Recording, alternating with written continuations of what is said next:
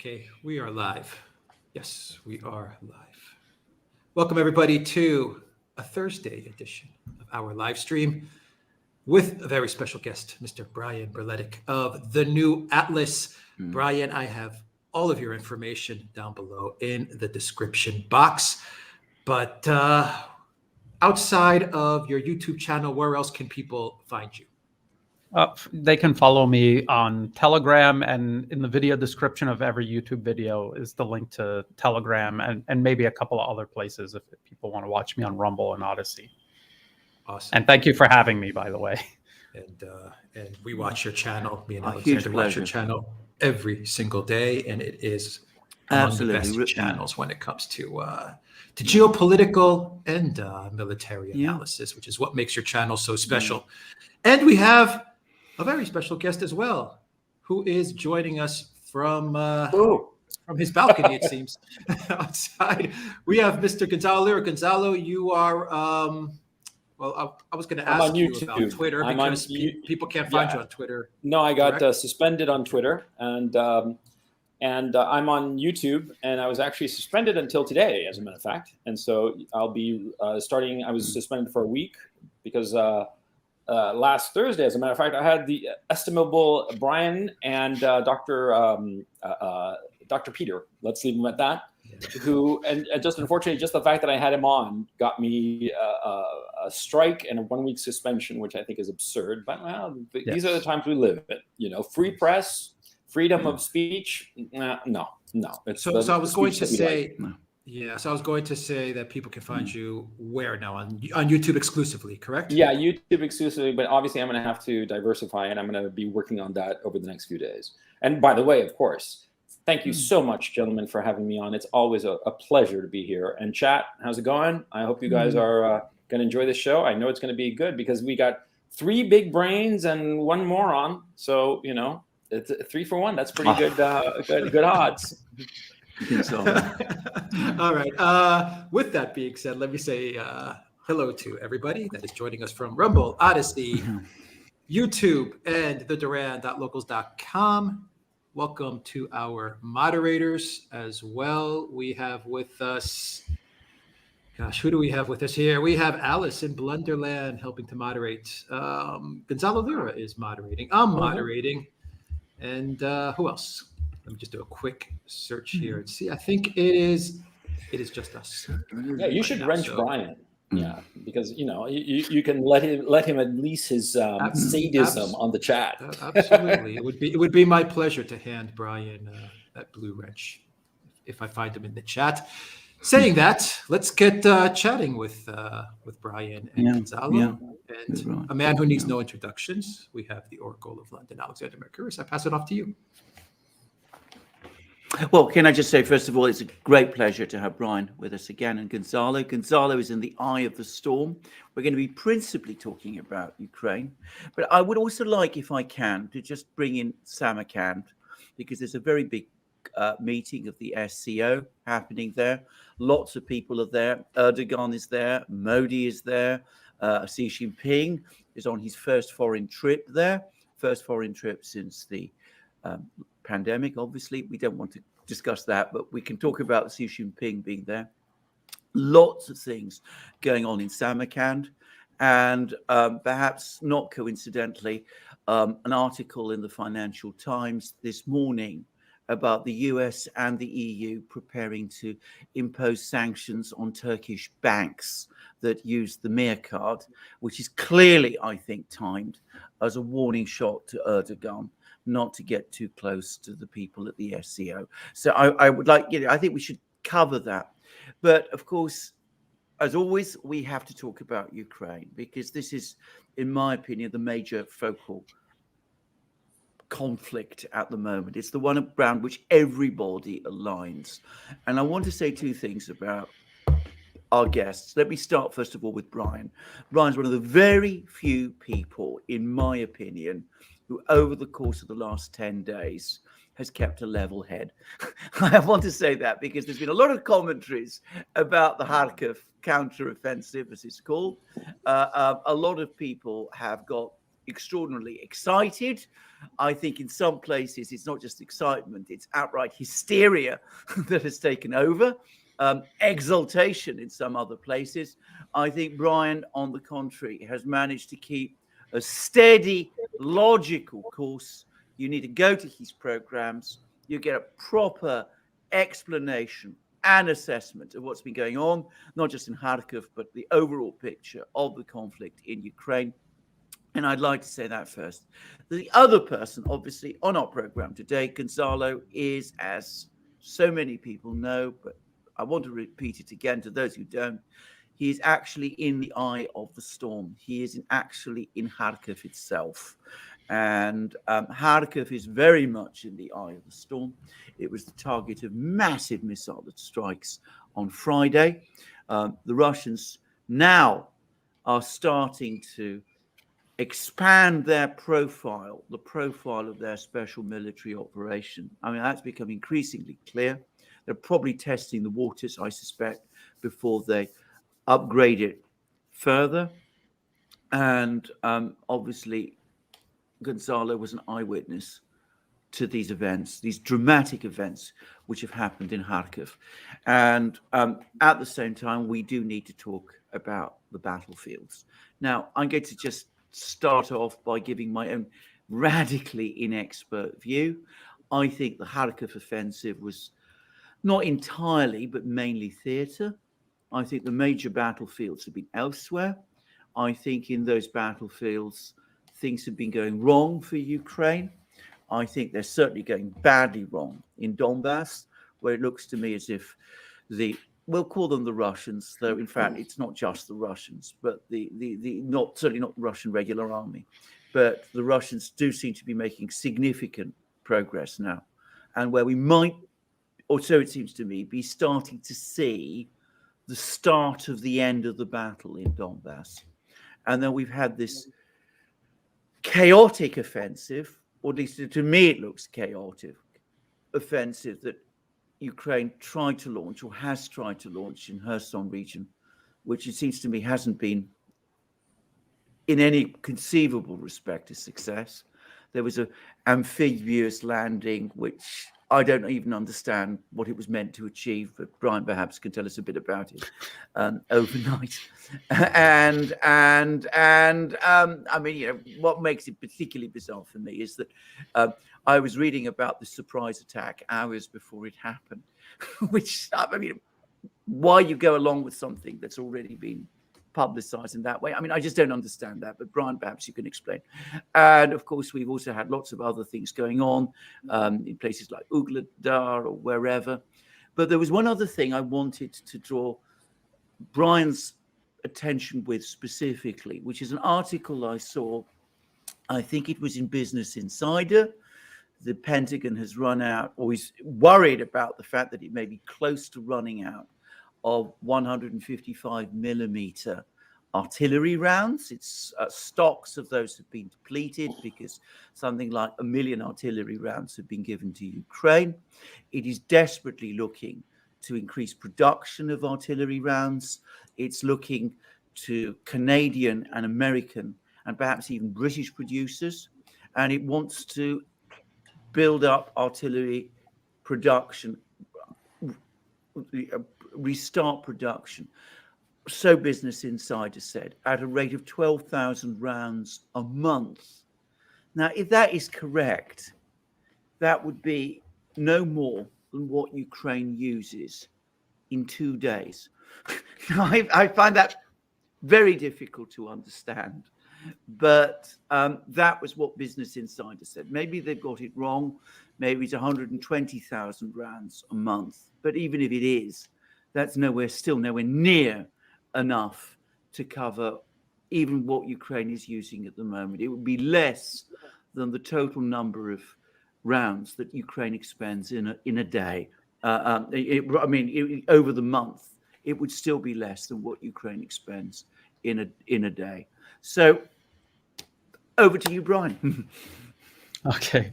Well, I also want to commend Alexander and Alex. Both of you were, I think, also very calm during the entire situation, and you actually got things right. Where I I kind of got it wrong, where I honestly did not look at the disposition of Russian forces around Kharkov. I did not know that it was undefended the way that it actually was.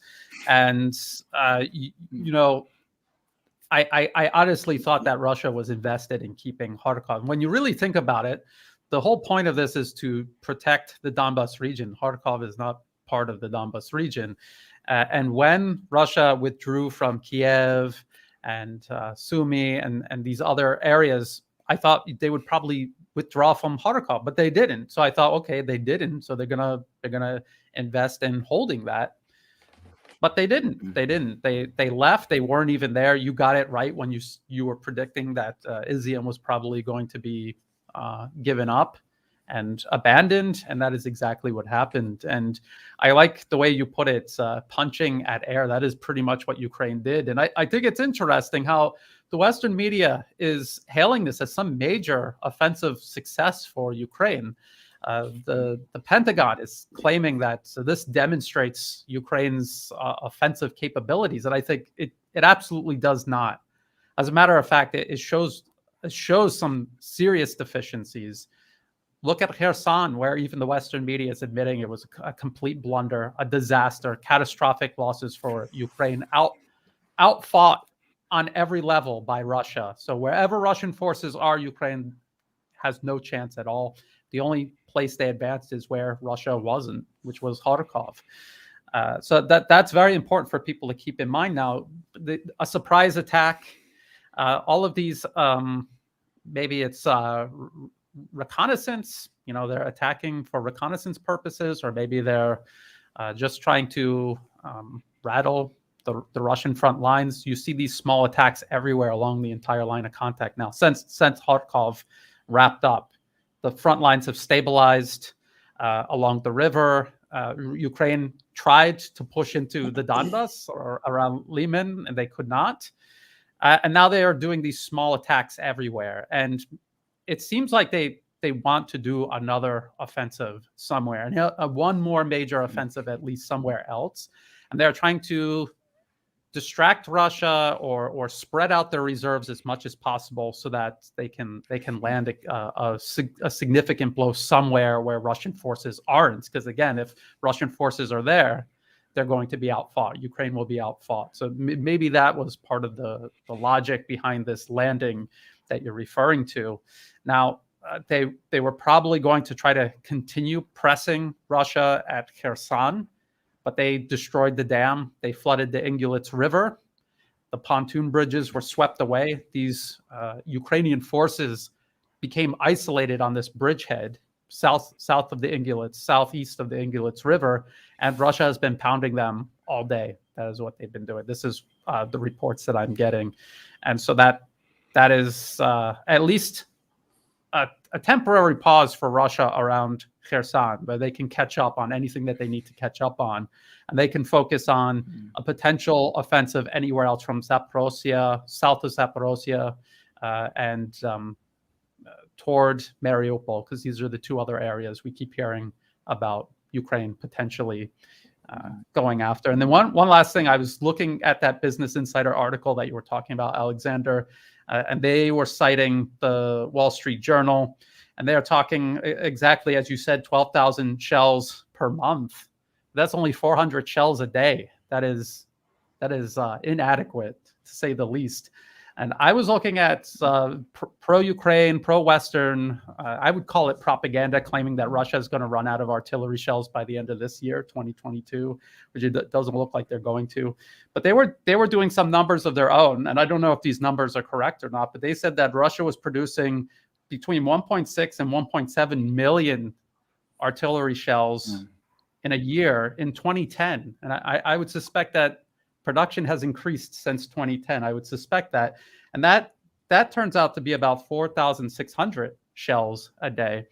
Then we hear about possibly Russia obtaining millions, with an S, millions of artillery shells and rockets from North Korea. I don't know if that's true or not, but if it were true, that you know the West is acting like, look at Russia crawling to North Korea, but that millions with an S versus 800,000 155 millimeter shells the U.S. has sent to Ukraine during this entire time, which is a tiny, tiny amount. So we keep talking about in the industrial military base, and it just really seems like Russia has the advantage here, which means they have a serious advantage in this fighting over the long term. Absolutely. I completely agree. And I find that, by the way, astonishing. I mean, I'm one of those people who was brought up with this huge story about the United States outproducing everybody during the Second World War, producing, like the Germans said at the time, tanks like they were refrigerators. They were just churning them out. And somewhere at some point, that seems to have stopped. The United States struggling to find producers, struggling to find people who can make 12,000 rounds of ammunition a month. I mean, they deindustrialized everything. The United States deindustrialized everything, starting really with the Reagan administration. And Ross Perot warned them. He warned about the fact that it would hurt the middle classes, and he also warned about the fact, although that part of what his warning was not taken into account, that this kind of deindustrialization would leave the United States incredibly weak in the face of a real war in some future time. And here we are. The United States just doesn't have the industrial base. And on top of that, the kind of equipment that they're making, I think that Brian can attest to this, is so sophisticated and complicated, requiring such maintenance and so many spare parts and the rest of it, that it's not durable. It has all the bells and whistles, but it can't compete with tried and true, simplistic but robust equipment like the Russians are using. And so, we have this situation. Yeah. I mean, the other thing I wanted to just quickly say, just to supplement all of this, but what Gonzalo has just said and what I just previously said, that of course this is Russia. It's got its industrial base, but that base is totally dwarfed by that of the real industrial colossus, which is the country further east, which is the country that is ultimately chairing this summit in Samarkand, and that's China. If the Russians are able to produce 1.5 million plus shells a year, I'm not even going to try and guess what the Chinese could make if they would put their minds to it. And I mean, it would be just, on a completely different level, other order of magnitude. Brian, where do we go from here? I was reading. I got to smoke a cigarette, Alexander. I'm sorry. My nerves are frayed. Sorry about that. Okay, we understand you're at the receiving end of the missiles, Gonzalo. But I haven't been smoking in 20 years, and I started smoking because of this situation here. So and everybody's smoking, because it's just. We'll come to that in a moment. But anyway, I was reading Lieutenant Colonel Daniel Davis, who seems to be again one of the more objective people who discuss this war.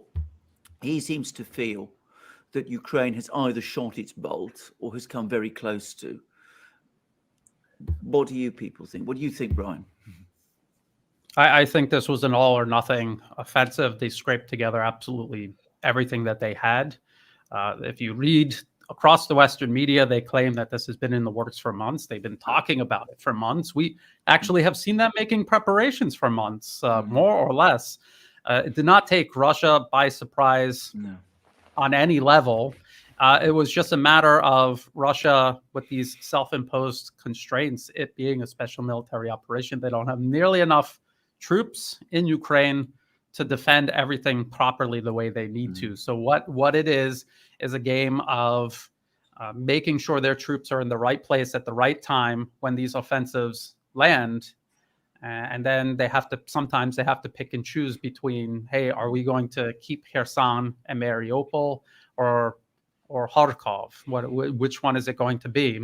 It's a lot of people have been criticizing this, and I can understand why. When you look at Izium, you see the murals painted on the walls with the Russian flag. I mean, the people, anyone behind, they're now targets. Their life is in jeopardy now because Russia withdrew. They were unable to hold. Yeah.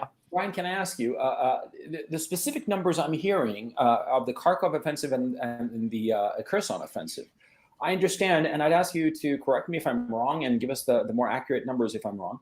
I understand that they lost something like 8,000 men in Kherson and another 4,000 in Kharkov, that is killed in action, and roughly twice that number of wounded, incapacitated in action. So as I understand it, and like I say, correct me if I'm wrong, we're talking 12,000 dead and possibly as many as 25,000 wounded and incapacitated. Are these accurate figures? Yeah, that sounds about right. I mean, that sounds about right according to Russian Ministry of Defense claims, but also claims that I've been hearing from the Ukrainian side and Western media who are pro-Ukrainian.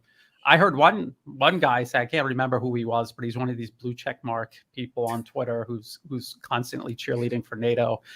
He said something like 10,000 people had to die in Kharkov for Ukraine to prove that they can fight the Russians. I don't know if that number is true or not, but that just goes to show you that number is probably not right. But it goes to show you that they understand that a significant toll was paid there.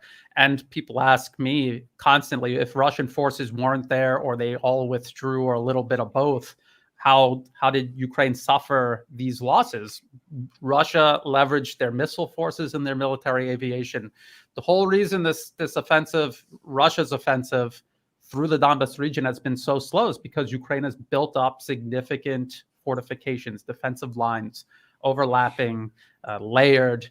But when you do an offensive, you come out from behind all of that, and you're putting yourself at risk. And if Ukraine was losing between 100 to 200 a day, according to Kiev, what do you think is going to happen when they come out from behind those defenses? They're out in the open, and they're at the mercy of Russian long-range weaponry. It's gonna double or triple or more.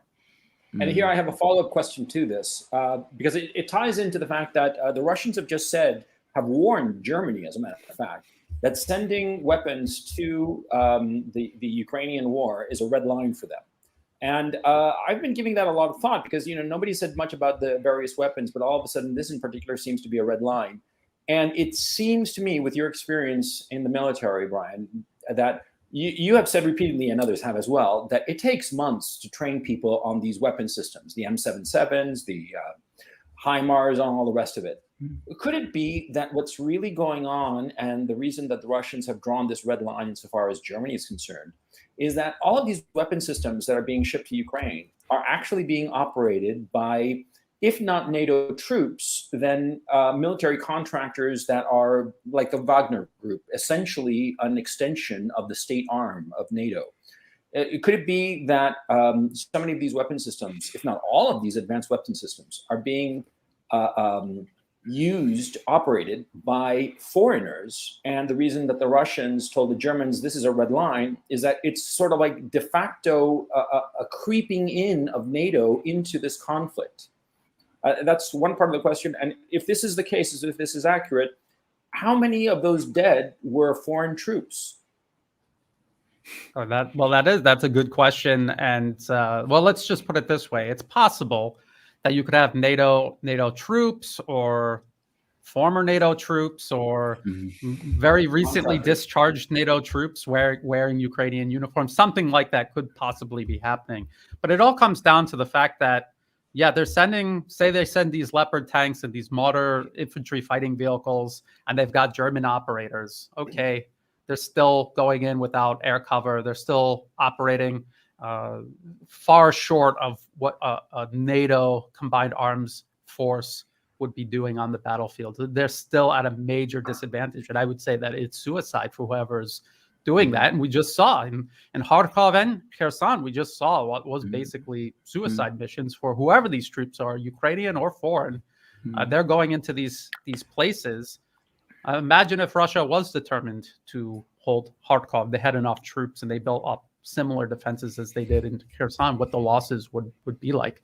They don't have air cover. They don't have all of the systems that they actually need on the battlefield to do combined arms combat. So they're still going to suffer either way, no matter who's in those tanks. But again, if they're going to simply transfer these weapons and have Ukrainians operate them, you're right. For a Leopard tank, it will be 6 months for an entry-level tanker. Yeah. And then you need to understand that it's a tank crew with a commander who needs significant experience to command that crew in that tank that they're not used to operating. We've not seen any tanks of that nature so far. There was a brief report that I saw that there were Leopard tanks being used in the Kherson region, but I think we can safely say that was false. Can I just ask what you think about the fighting in Donbass, about Bakhmut? Do you agree with this view, Brian, that it is as important as people say, or is it just what people are saying? I mean, it's a big place. I mean, 70,000 plus before the war.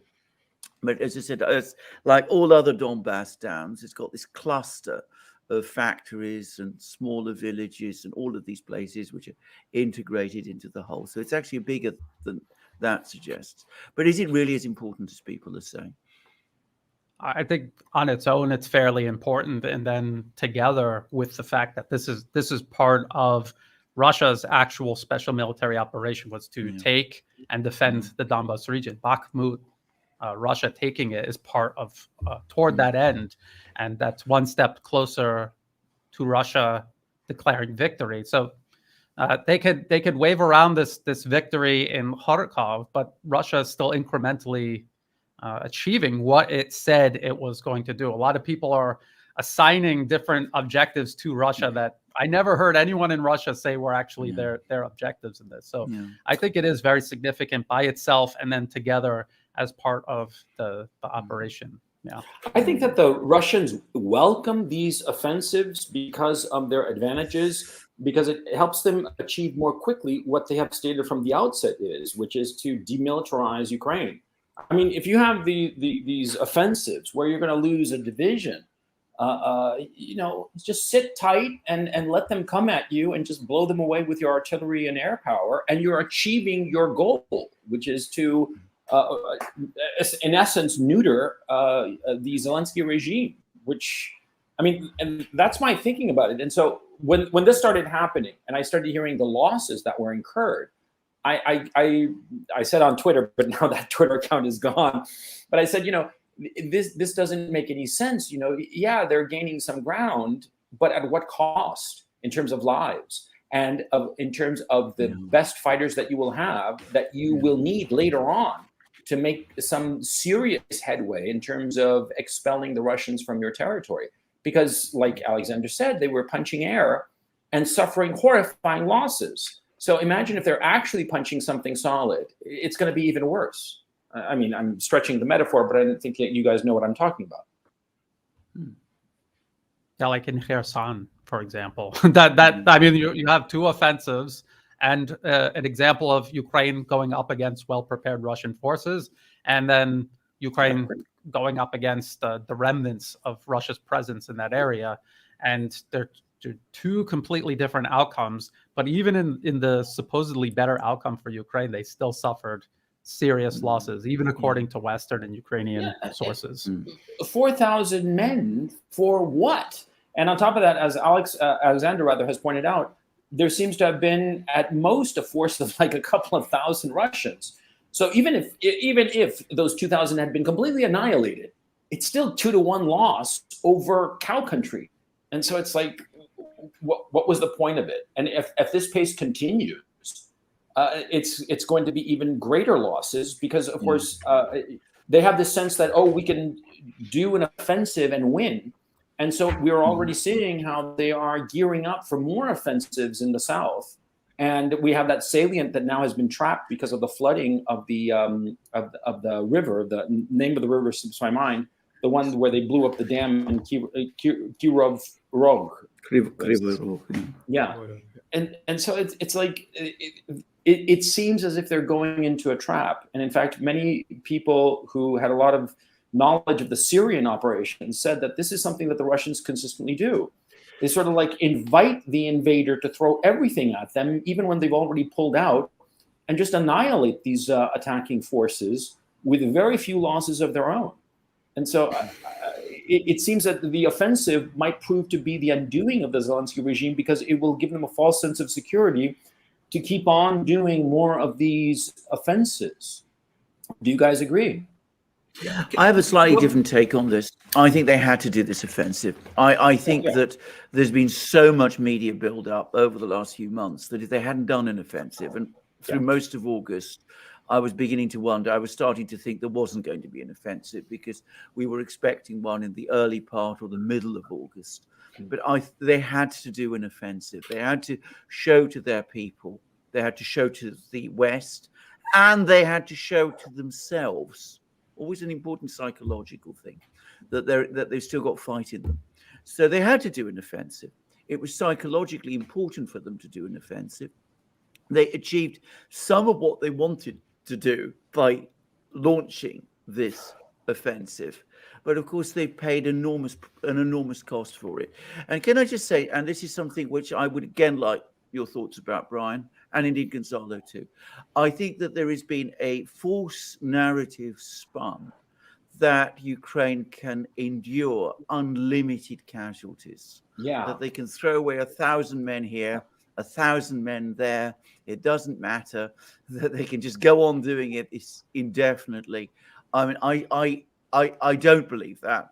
I don't believe that this is how wars are fought. I don't believe that was how the Second World War on the Eastern Front was fought, by the way. And I certainly don't think this war is being fought in that way. And there was one pro-Russian site, and I have to say it's very pro-Russian. And I take what it says often with a very heavy pinch of salt. But it spoke about the forces that were thrown at the Kharkiv offensive, that 1 in 3 were volunteers from the West. I think that must be much too high. But if Western soldiers, if Western people, their lives are being thrown away in that kind of way, then that's also going to have major political consequences. So this is my own view. I don't think any army can simply throw away its people in that kind of fashion. But what do you both think? What do you think, Brian? Alex, did you have something that you wanted to jump in? Yeah, well, let me piggyback off of what Gonzalo and Alexander said, because it's kind of related to Alexander's question. I just wanted to ask Brian and your thoughts as well, Gonzalo. Brian, you mentioned that Ukraine, it looks like they're trying to find holes and say, like, I picture it like a zone defense in basketball or something like that. The Russians are kind of like in a zone, and it looks like Ukraine's trying to find holes to break that defense. But my question to you is, say they do find a hole in Kherson. I mean, what's the overall objective? I mean, are they going to actually make it to, I don't know, Mariupol or something? I mean, to me, the thinking is, even if you break through one defensive line, where's the end game to this? You're going to march to Mariupol with 10,000, 15,000 troops, and the Russians are just going to let you go all the way down there. I mean, I'm just trying to figure out, okay, so you make one break through a defensive line, then what? And it goes off of what Gonzalo said and also what Alexander said. Then what happens to you and what happens to all these men? That was just the question that I have. And just real quick, going off what Alexander said, here's a quote from Borrell that he just said today to El Mundo newspaper.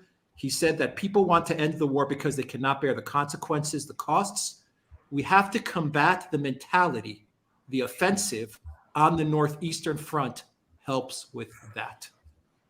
I just think that adds some context to what Alexander said. A quick parenthesis to that, to what you just said, Alex. Borrell is talking as if he is in this war, as if the West is in this war. And so, the masks are off, it seems to me. That this is a NATO-Russia war. But sorry, Brian, I took the wind out of your sails. Oh, no, that's fine. That's a good point. A lot of people say that this is Ukraine has to do this to demonstrate to the West so that the West can keep sending weapons. This from the very beginning was always a Western project. Ukraine is a proxy that they are using against Russia. If it is for any reason, it's for public perception. The minds in Washington, Brussels, and London have already long since been made up. This was their plan all along, and they're going to push this for as long as possible, and also for as long as profitable. Now, Alex, you were talking about what is the end game when they push through, and that's exactly the point. They've taken all of this territory in Kharkov. That's a lot of space that they now have to consolidate control over. And as a matter of fact, Ukrainian President Vladimir Zelensky, this is what he was saying: we have to kind of slow down a little and consolidate control over this. But do they even have enough men to do that?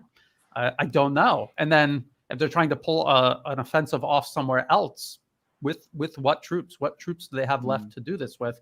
And I've heard a lot of analysts and commentators talking about how they were actually trying to move troops from Kharkov down to the south to help launch this last offensive, probably, or second to last, something like that.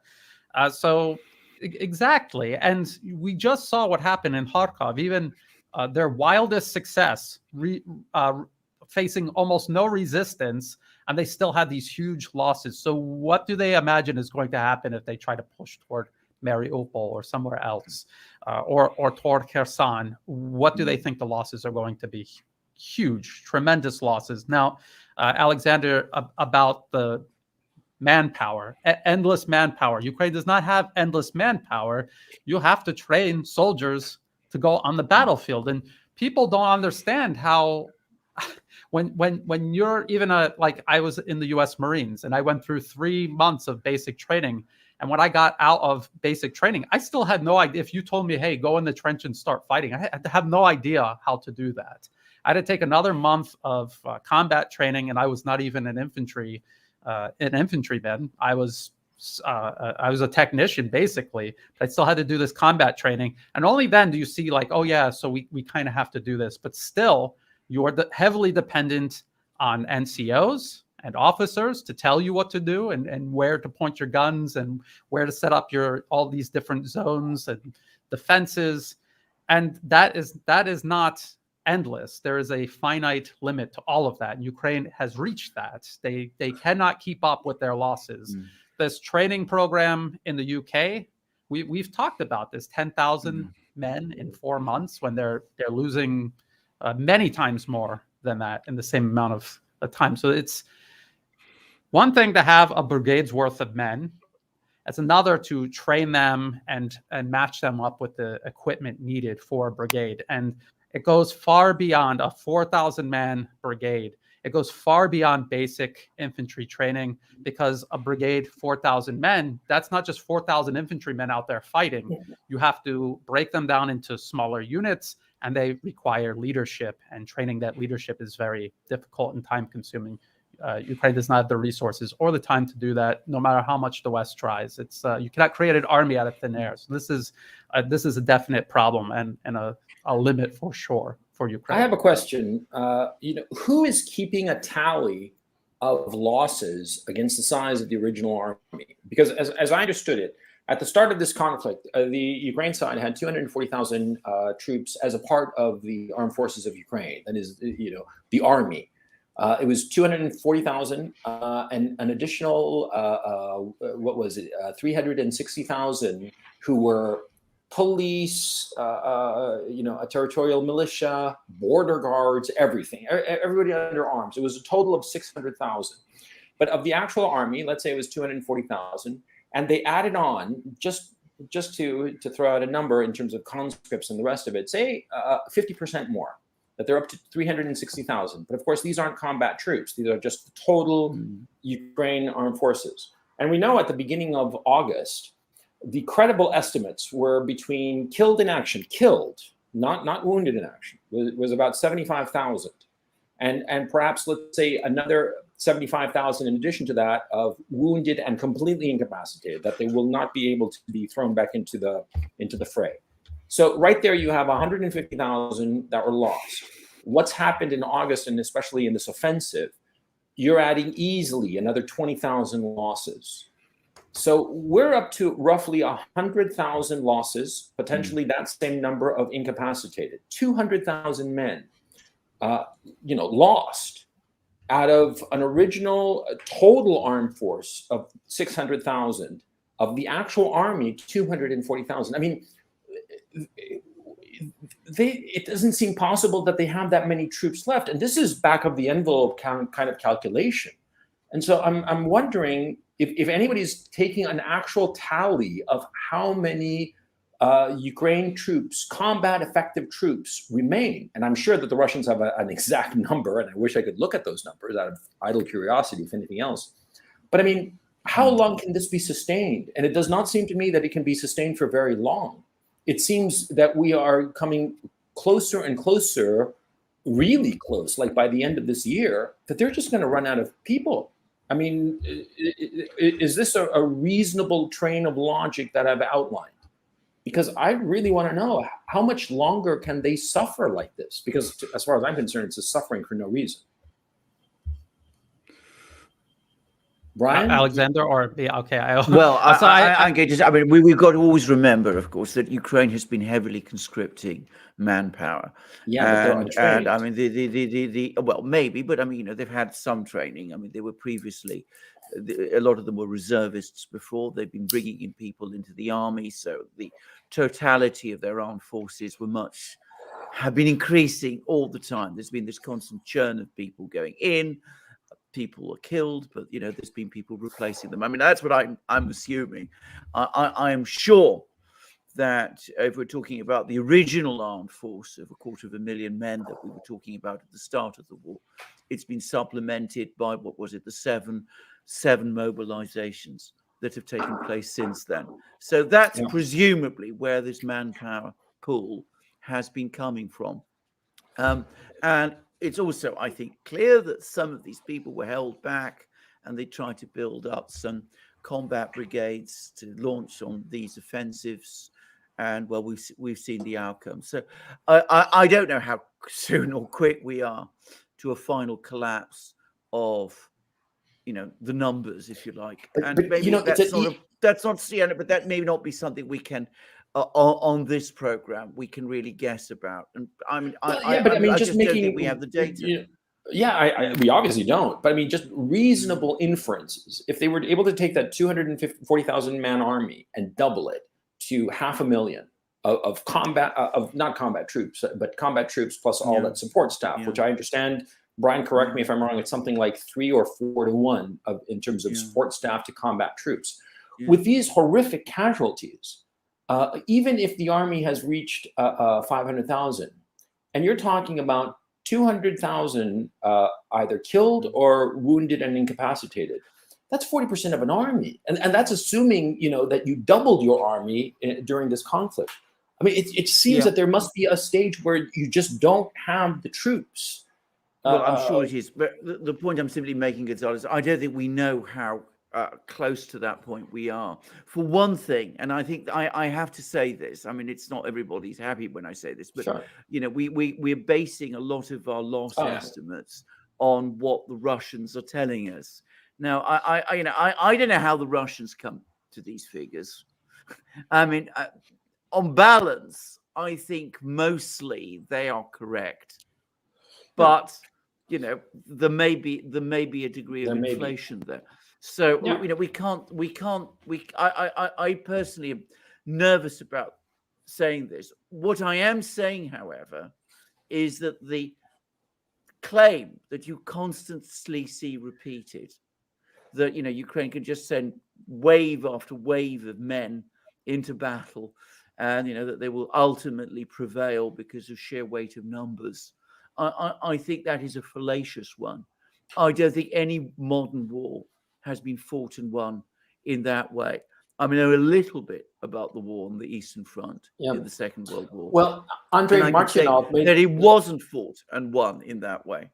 Yeah, Andrei Martynov, in a recent post, he discussed precisely that issue, and also Larry Johnson, that basically that the Germans, the Russians faked out the Germans, and that if you actually had a correlation of forces, the Germans, the Russians did outnumber the Germans, but only by a slight factor. It was, you know, fractional, and a small fraction at that.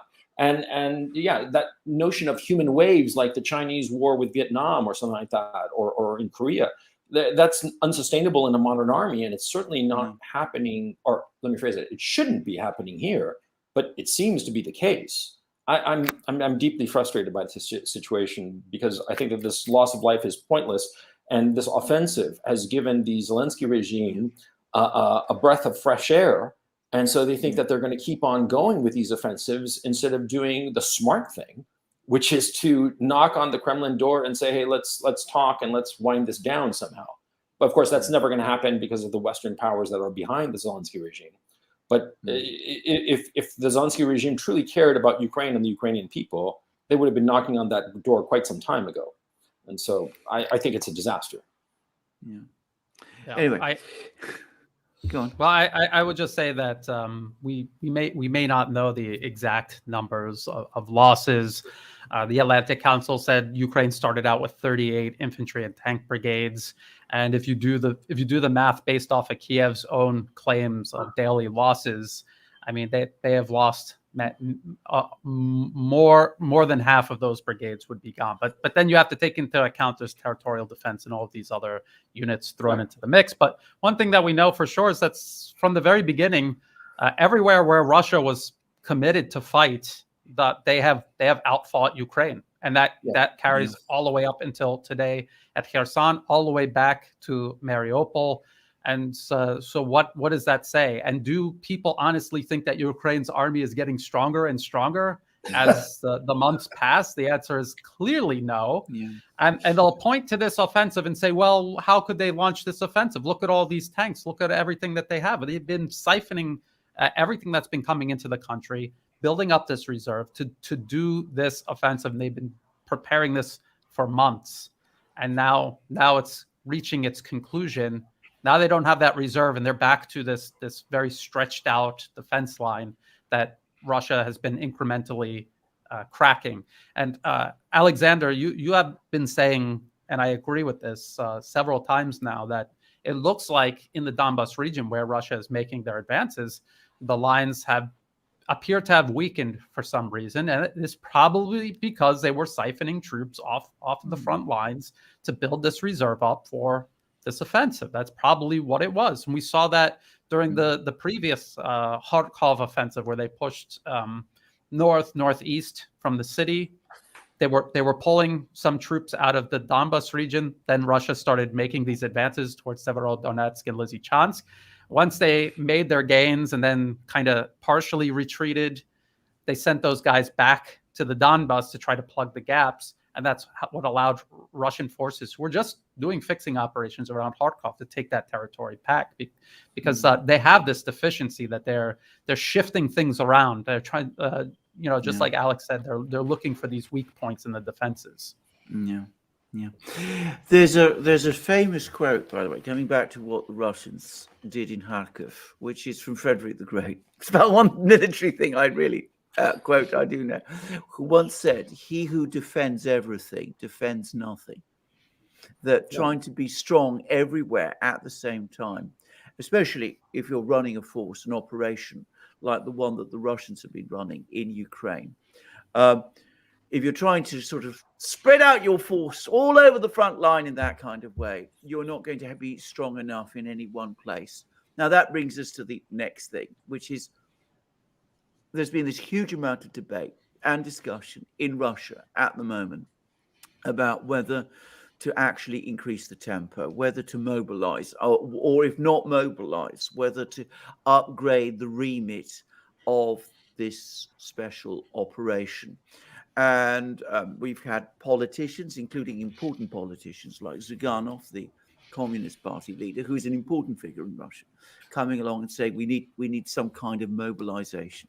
I don't believe that there will ever be any kind of mobilization in Russia, partial, full, or anything like that. I don't think it's needed.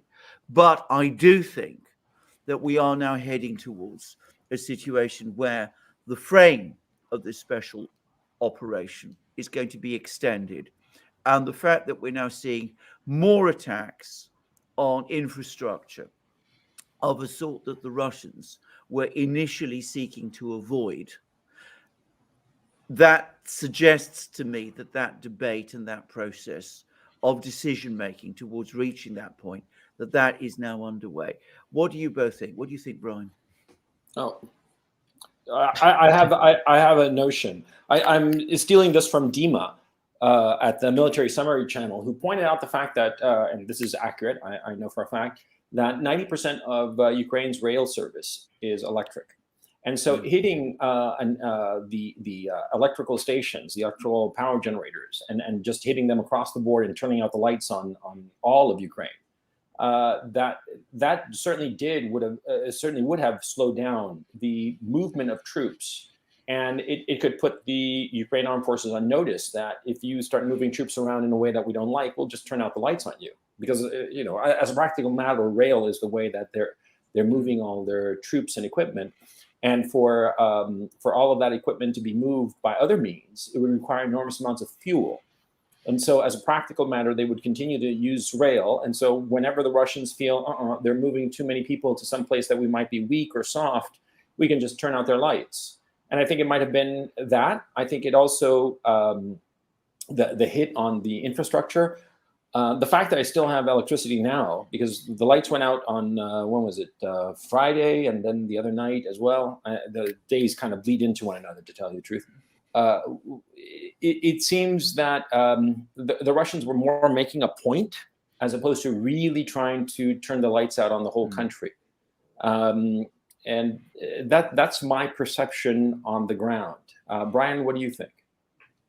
Well, that makes sense. And maybe they did it temporarily because they slowed Ukrainian forces down sufficiently. They hit Ukrainian forces where they had stopped. And now that is done with, they have no need for the time being to hit the electric grid any further. Maybe they were able to move the reserves down south and get ready for whatever Ukraine was going to try there. They stabilized the line in the Donbas. They continue advancing toward Bakhmut. So they felt comfortable with that situation. They didn't feel the need to keep the power out specifically because it was affecting the trains.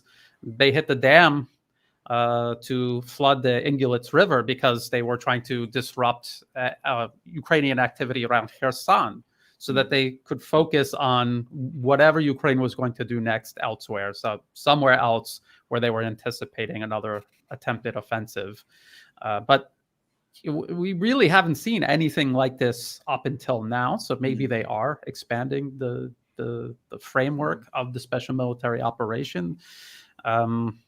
We have to remember there must be some reason why Moscow has decided to fight this as a special military operation, and they may full well intend to expand this into something else.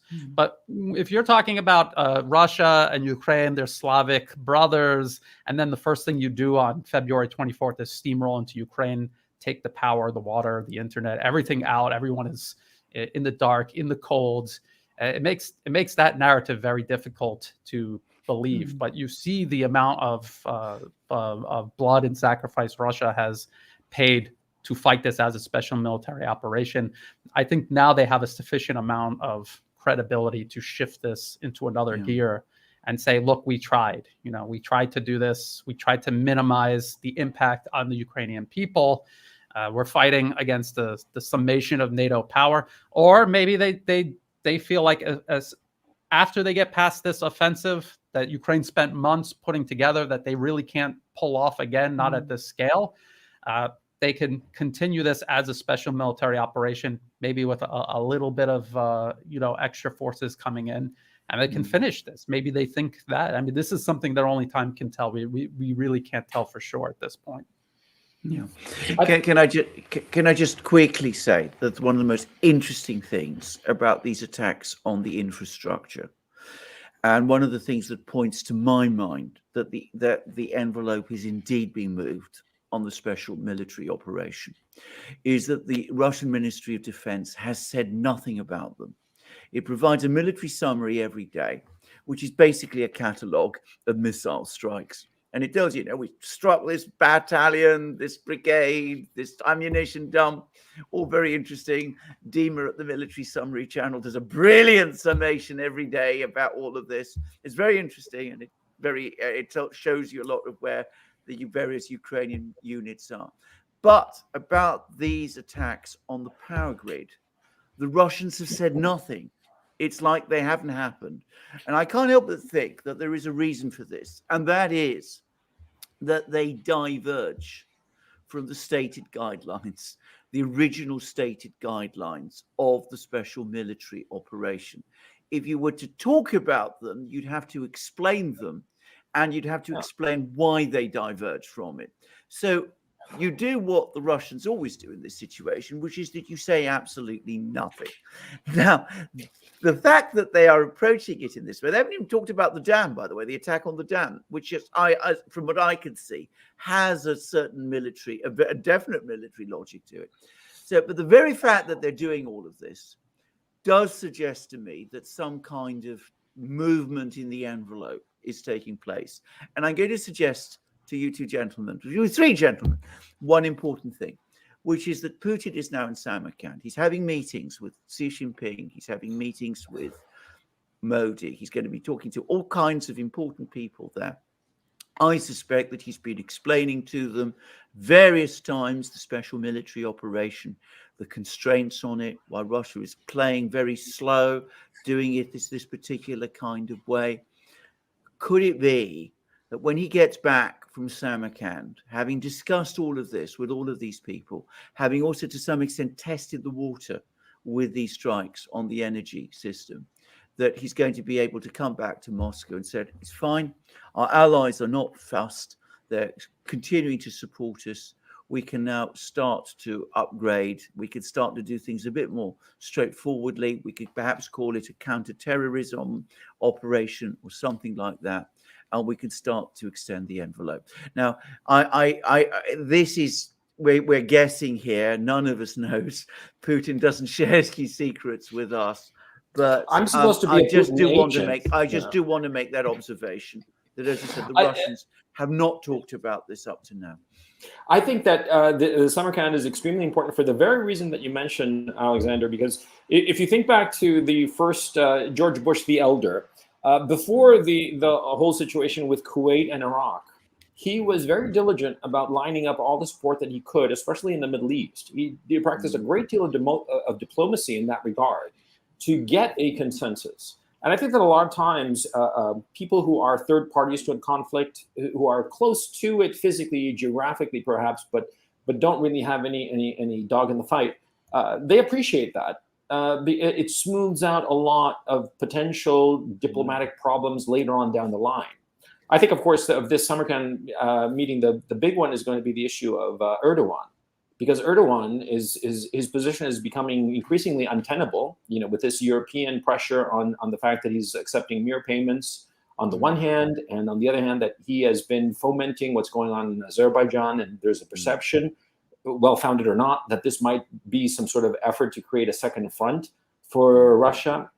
And so he's getting rapidly to that point where he's going to have to, pick a side, and that is going to be an interesting conversation. But Putin talking to all these leaders and not getting exactly their okay for it, but in the sense of getting them on side in a gentle diplomatic way would help them very much. But I have the suspicion that the Russians will not upgrade this from a special military operation to an anti-terrorist operation, but as a practical matter, they will.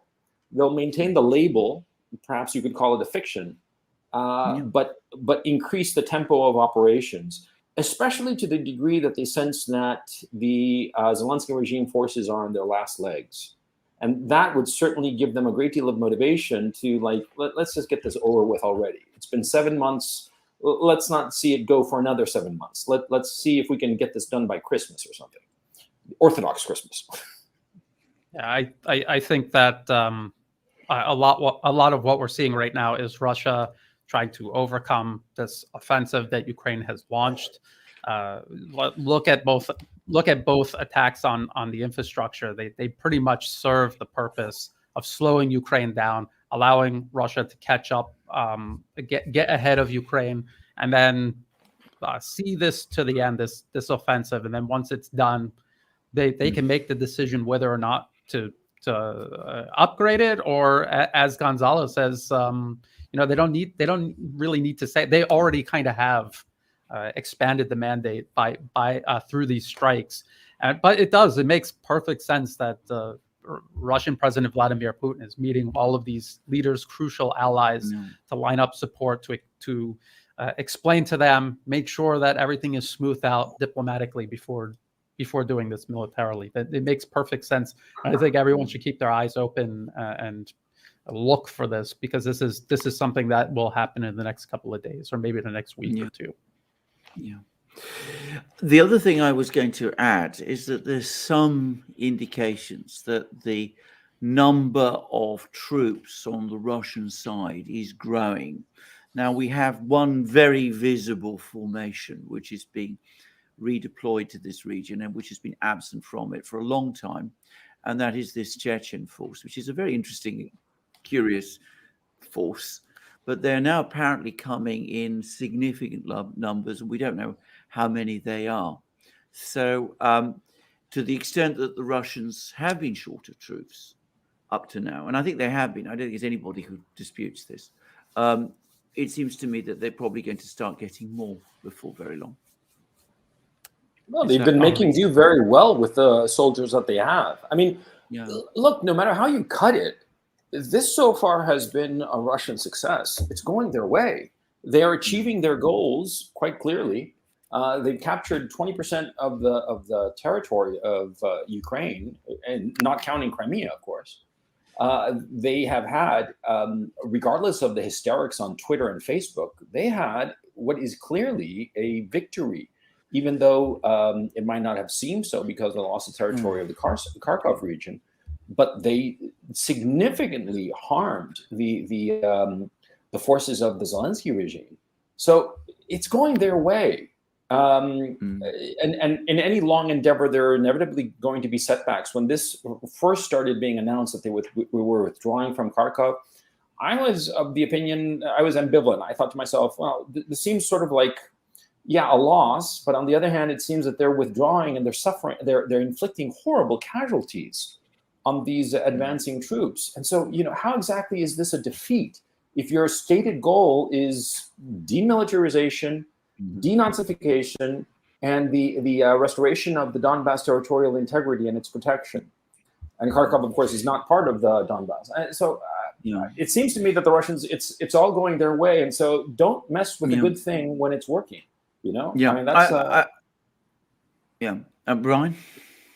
I was just going to say that the reason they may be fighting this as a special military operation and limiting the number of troops that are involved is because, well, just look at the situation between Azerbaijan and Armenia, and potential fires the U.S. can light all along Russia's borders, provocations that they have in store for Russia. I think this may be a reason why Russia wants to keep back a significant amount of combat-ready forces to deal with this. Once you send them into Ukraine, they're going to be tied up. You're not going to be able to pull them and redeploy them quickly. That will be very difficult to do. So I think this is Russia thinking several steps ahead, thinking that, as long as they do it by the book and are very careful, they can still pull this situation off in Ukraine. They had a trade Kharkov. They may have to make another difficult trade. We can't rule that out, but this is how they are doing it. Which trade do you think they'll have to make, Brian? It's hard to tell. I mean, I can't really, looking at the map, I can't really say, if they lost Kherson or Mariupol, I mean, that would be catastrophic for Russia, politically question. And strategically. Yeah. So I don't know. Yeah.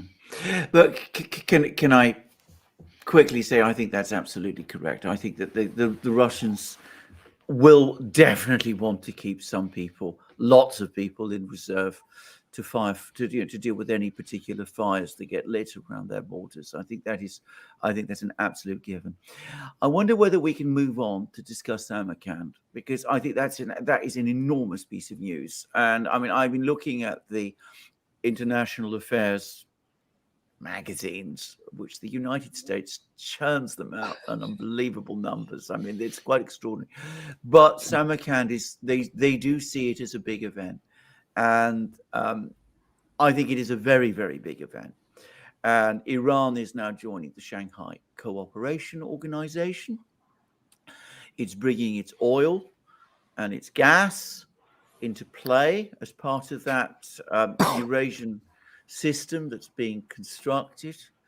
And the other thing, interestingly, I mean, I was very skeptical about the drone story, Iran supplying drones to Russia, but there's some reasons to think that's true. I mean, it looks as if this is all tying everything together. But my own big take on Samarkand, my own big take about Eurasia, is that it's about providing China with strategic depth, a hinterland. What do you think, Brian? Yeah, absolutely. If there was a conflict over Taiwan between China and if the United States got involved, one of the things that they would move to do, and this is something that they've said in their policy papers for years and years, is to cut off maritime trade for China. If they have, if they're doing all of this trade, getting all of their energy from Russia and elsewhere in Central Asia, then okay, you cut off their maritime trade. Is that really going to cripple them the same way it would have years ago before this was a development? And another thing to point out is the West is constantly trying to portray these nations as, you know, pariahs and on the fringe. But I mean, this is the majority of the global population. And if you look at what they're going to be doing this winter and what Europe's going to be doing this winter, who is moving forward and who is hurtling over a cliff? So, I mean, it's very hard for the West to keep this narrative going. It's just been something that they've taken for granted, I think, for generations. And I don't think they realize what the disparity is between the way they're portraying it and the actual reality of it. Yeah, they seem to be thinking that all these, you know,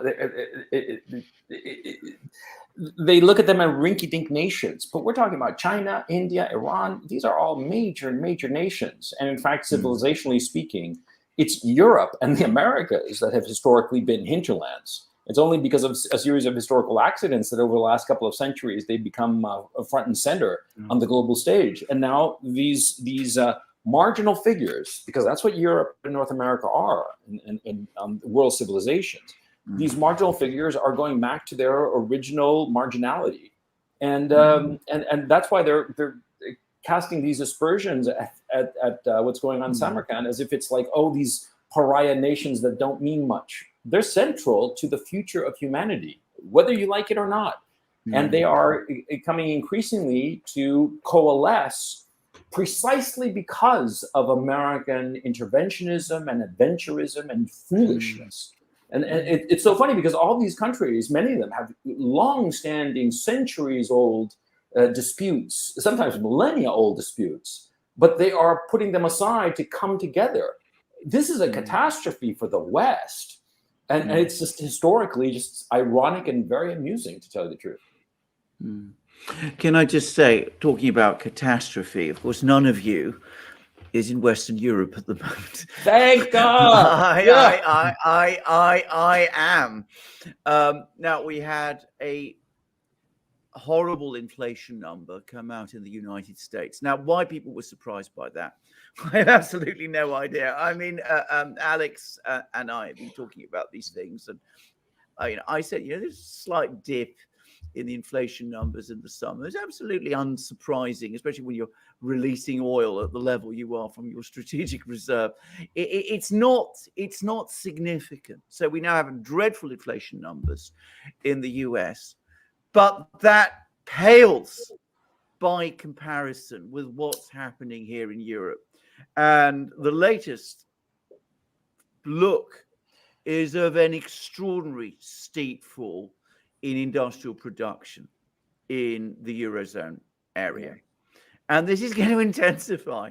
Now, when people tell me about the sanctions war, and we're talking about Russia and Europe, it's a very simple question. Whose homes are going to be warm this winter? Whose factories are going to get energy this winter? Where are food prices actually falling? I mean, put aside all the the figures, the numbers, the talk about meerkats, the talk about this, that, and the other.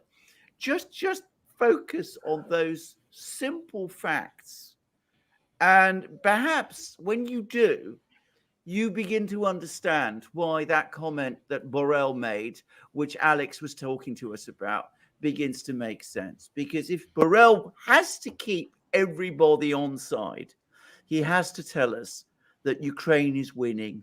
All it needs is one more push.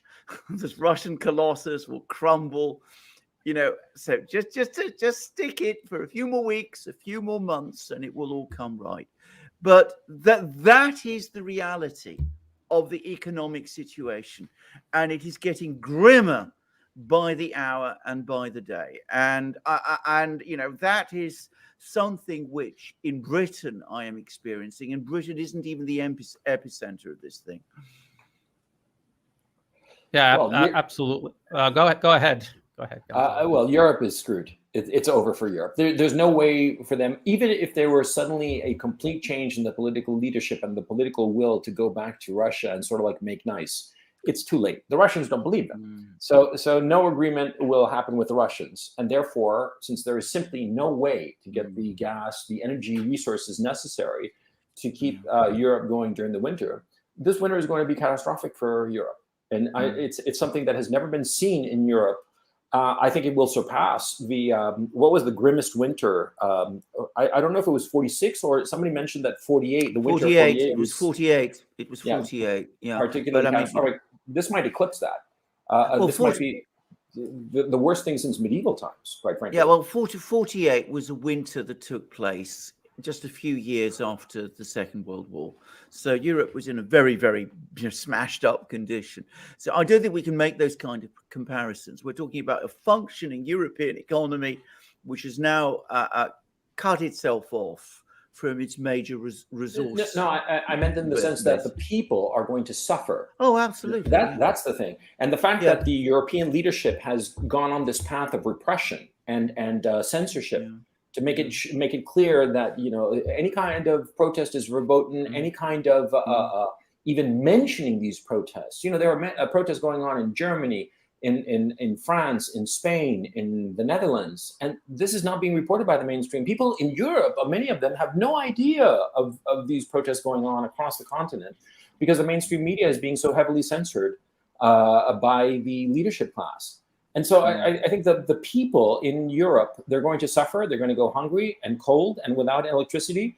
And on top of that, their regimes, because I think that they are illegitimate. Certainly the European Union is an illegitimate regime. They are going to be repressing the people who complain. And so, you have become the enemy that you swore to defeat. That's literally what has happened. Meanwhile, China is systematically doing exactly what Europe is not doing. It's building up its economic links. It's securing its resources, its access to resources. So Iran, which once upon a time was keen to sell gas and oil to Europe, is now going to be redirecting it to India and China. Russia is moving forward with the Paris-Siberia 2 pipeline, which is going to be huge. There's going to be oil, there's going to be gas, wheat, food. It's all going to be moving eastward. So I mean, it is a very, it's a study in contrast. I mean, Brian, again, in the Far East, you're in Thailand. Are people noticing this? Do people talk about it? I think people as a whole, they understand that around the world, some places are recovering after that last episode that we shall not mention. And so they know that Asia is one of the places recovering, even if in some areas aren't recovering as fast as they should be, or if there's like they still have some regulations in place for whatever reason, but they're still recovering. And people are looking with bewilderment at Europe, wondering, why did they paint themselves into this corner? They went ahead with these sanctions. They thought it was going to cripple Russia. It clearly didn't. And now it's backfiring in a huge way. And there's no way they can say, okay, we're sorry. Can we have our gas now? There's no way they can do that politically, especially after this, the success in Kharkov. They surely couldn't do this because they're trying to encourage everyone else to just hang in there a little longer. How is it going to look if they look for relief from their own sanction? People keep saying, these sanctions, they sanctioned themselves from Russian energy. It's an incredible corner they've painted themselves into. And I think, Gonzalo, your point about them becoming everything that they claim that they're against, I think that is a really important point for people to understand. The Remember when they used to say when you're outlawing protests and you're censoring, that's a sign of weakness? Well, that is what Europe is doing right now, and the United States. That's what they're doing right now. So is that weakness? Because they said that is a sign of weakness. I think that it is. Gonzalo, can I ask you a question? Can I ask a question Sure. real quick, Alexander, for Gonzalo? And I always ask this of you, Gonzalo, whenever you talk about this stuff. You mentioned that people are going to go hungry, they're going to suffer, they're going to not have heat. Can you get a little more specific about that? Like how do you see things playing out in Germany, for example? Are you saying that factories are going to close, people are going to be unemployed, and then this is going to lead to a chain reaction of events? Yeah, it's just mechanistic. Play it out a little bit for sure. It's not complicated. You have to think of it like a clockwork. You move one gear and you have effects of the other gears. And so when you cut yourself off, literally cutting off your nose to spite your face, insofar as energy resources are concerned, and you have no possibility of replacing these energy resources that you have foregone, as in the case of Europe. Well, what happens, first of all, is that it's not houses and people who use up electricity, it's industry. Industry is what uses the bulk of your energy needs. And so they start to shut down. Now, these companies that shut down, they have to let go of their employees. They can't pay them because they shut down. They're not producing goods or services, and so they can't sell. They don't get any income, so they let go of their employees. And those employees, of course, what happens is that they start to tighten their belts and they don't spend as much or as little as possible. And so you have fewer consumers out and buying. And so more companies start shutting down because the demand for their product starts to decrease. And they start shutting down their companies. And that becomes a self-reinforcing cycle. One company shuts down, they don't sell anything, and their employees don't have money to buy. And so the next company shuts down, and it becomes a chain reaction. This is what is known as a deflationary spiral. Okay. Now, but what's happening here is that the Europeans and the Americans, to a lesser extent, have been printing a great deal of money because of the crisis we shall not name, and because of that, all this money is sloshing around. But there aren't the goods and services that they need. Europe, for instance, was until yesterday talking about price caps. This is just stupid. And because it's really impossible to cap prices of energy resources. And so now they're talking about giving people money, extra money. Well, how is that going to help? Because it's not that the goods are there and they can't afford them. There are no goods. And so they're going to have more money chasing fewer goods. And this is going to lead to an inflationary spiral.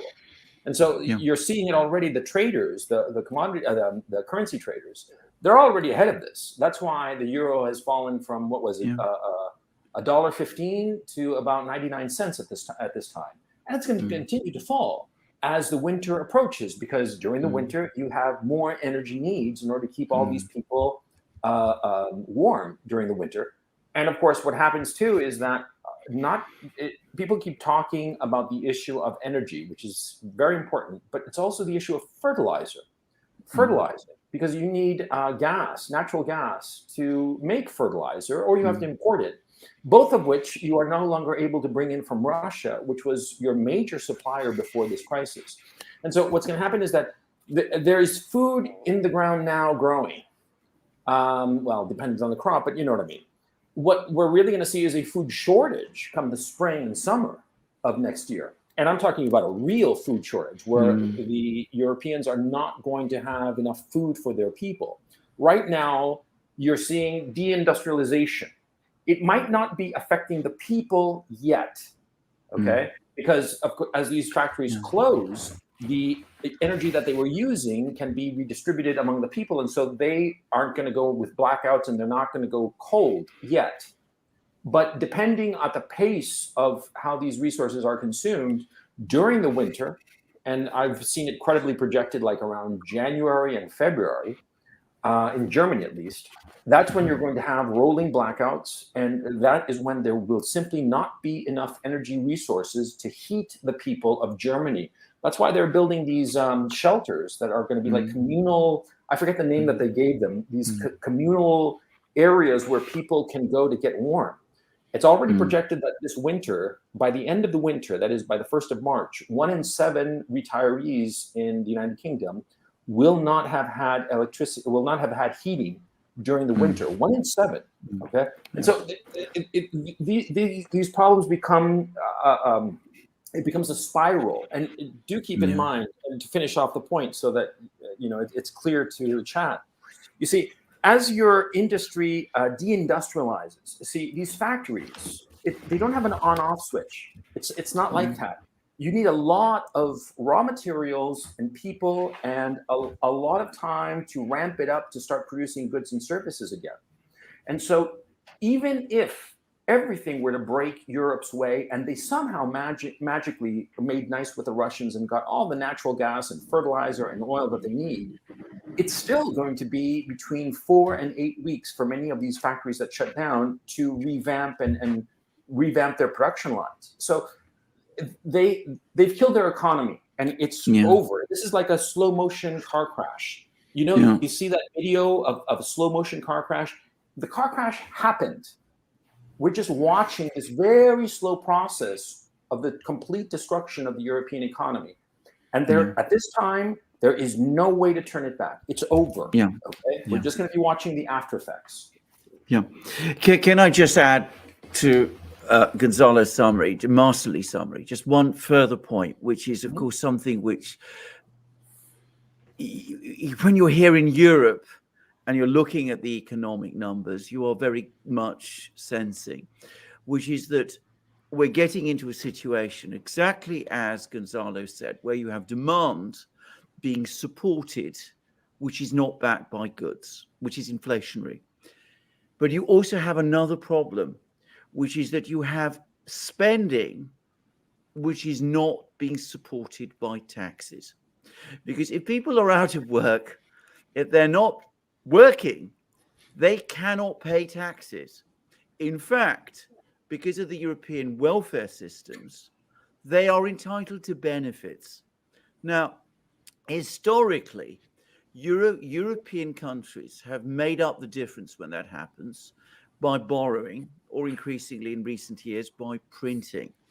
But of course, if currency traders, financial operators, all of those sorts of people see these deficits soar, which they will, but they have no confidence that production is going to resume. And if interest rates simultaneously are rising, which they are, then you could very quickly find yourself in a very deep financial crisis. And you can already see some of the expressions of this in the softness of the two European currencies, the main European currencies, sterling and the euro. So we have that spiral threatening as well. Yes. Gonzalo, what about the financial economic situation in Ukraine itself? Because I'm reading some absolutely terrifying things. I read an extraordinary article by Adam Tooze, a very fine economic historian, by the way, and by the way, a major supporter of Ukraine in the United States.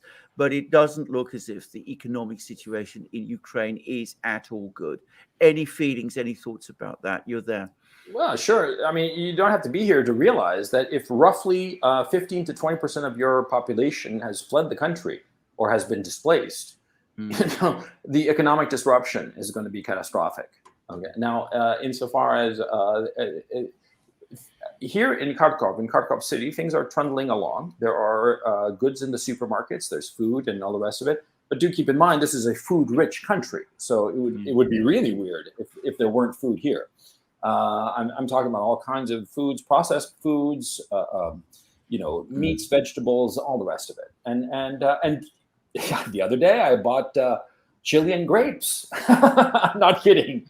So there is some sort of importation of food supply, like the typical food import that you would have in peacetime. The prices have not really moved. You see things insofar as the dollar and the price of the dollar and the euro is concerned. But I think that what has happened so far is that they have been maintaining the illusion that things are okay, economically speaking, and so it's still trundling along. Now, how long will it continue at this pace? I don't know. I mean, that's the question. My concern here is that as we're approaching winter, the 1st of September, it was clearly, a nip in the air insofar as coldness is concerned. We come to the winter, and winter really here starts like in late October into November. And how they're going to be able to heat the population, that's going to be a big issue. Okay. Of course, in last February, when this special military operation started, the Russians made no move whatsoever towards the civilian heating or anything of the sort. Now, when it comes to this winter, I don't think that the Russians would attack that, because this heating is centralized here, and it's communal and all the rest of it. And so I don't think that they're going to make any move towards it to harm it, because they've made it very clear that they have no interest in harming civilian people. But just as a byproduct of the war, what will happen with the heating? That's a good question. There is gasoline. It's selling for 53 hryvnias to the liter. 53 hryvnias is approximately $1.30, €1.30 per liter, roughly. Because the euro right now is about, the euro and the dollar are roughly at 40 hryvnias to the euro to the dollar. And you can, you can get gasoline at the local gas station whenever you want to. And so it seems as if things are okay. The vast majority of stores are closed. Malls and such are closed. There's random stores here and there that are open for whatever reason. I guess they have the demand. The supermarkets are open. And an anecdotal note, I have to say that the bread that they've been making during the SMO has been the best bread of my life. I mean, it's really tasty. And I lived in Paris.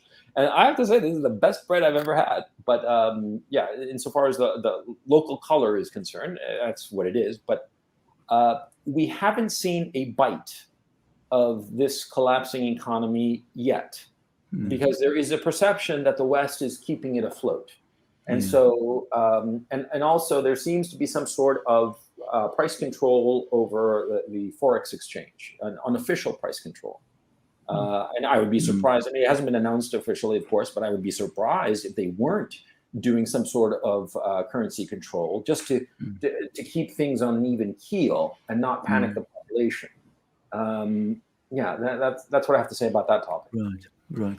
I have to just quickly go, but I'll be back. There's somebody calling me at the moment, so I'll just explain why I'm leaving. But I'll be back in a moment.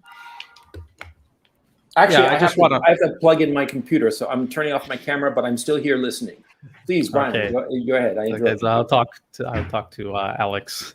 No, I'm right here. I'm just moving. Okay.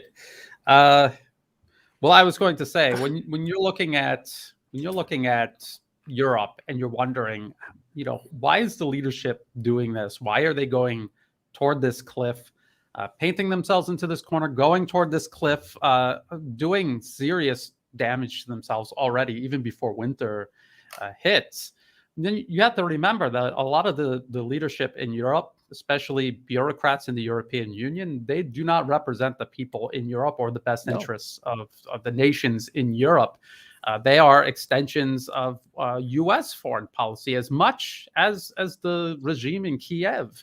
And look at how far Ukraine has gone in destroying themselves at the behest of U.S. To advance U.S. foreign policy objectives. Brian, it's the same case for the EU. Brian, sorry to interrupt. I just want to ask you, did you see that, I know that your bête noire is the RAND Corporation. Did you see that RAND report about destroying Germany? Can you give a preface of that? That was pretty funny. Yeah, actually, I want to talk about that. I'm very suspicious of this paper. I don't see, I'm hearing that it was hacked, but there's no PDF. There's just photographs of it.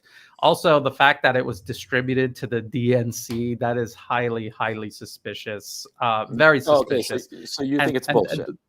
I think it might be a fake, but that said, a lot of what I read in it, I didn't read the whole thing, but a lot of what I read, especially at the beginning, I mean, that is exactly what I've been writing about this for years before I started doing videos about the U.S. sabotaging Nord Stream 2, trying to put a wedge between Europe and China. I mean, just think about before all of this unfolded, how well Europe and Russia and increasingly China, how well they were all working together, and how Europe really looked like they were moving out from under the shadow of American hegemony. It really looked like it was going in that direction.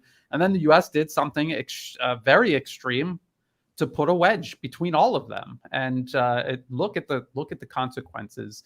And again, the EU leadership, they do not represent the people in Europe or Europe's best interest. And I think that's important for people to keep in mind.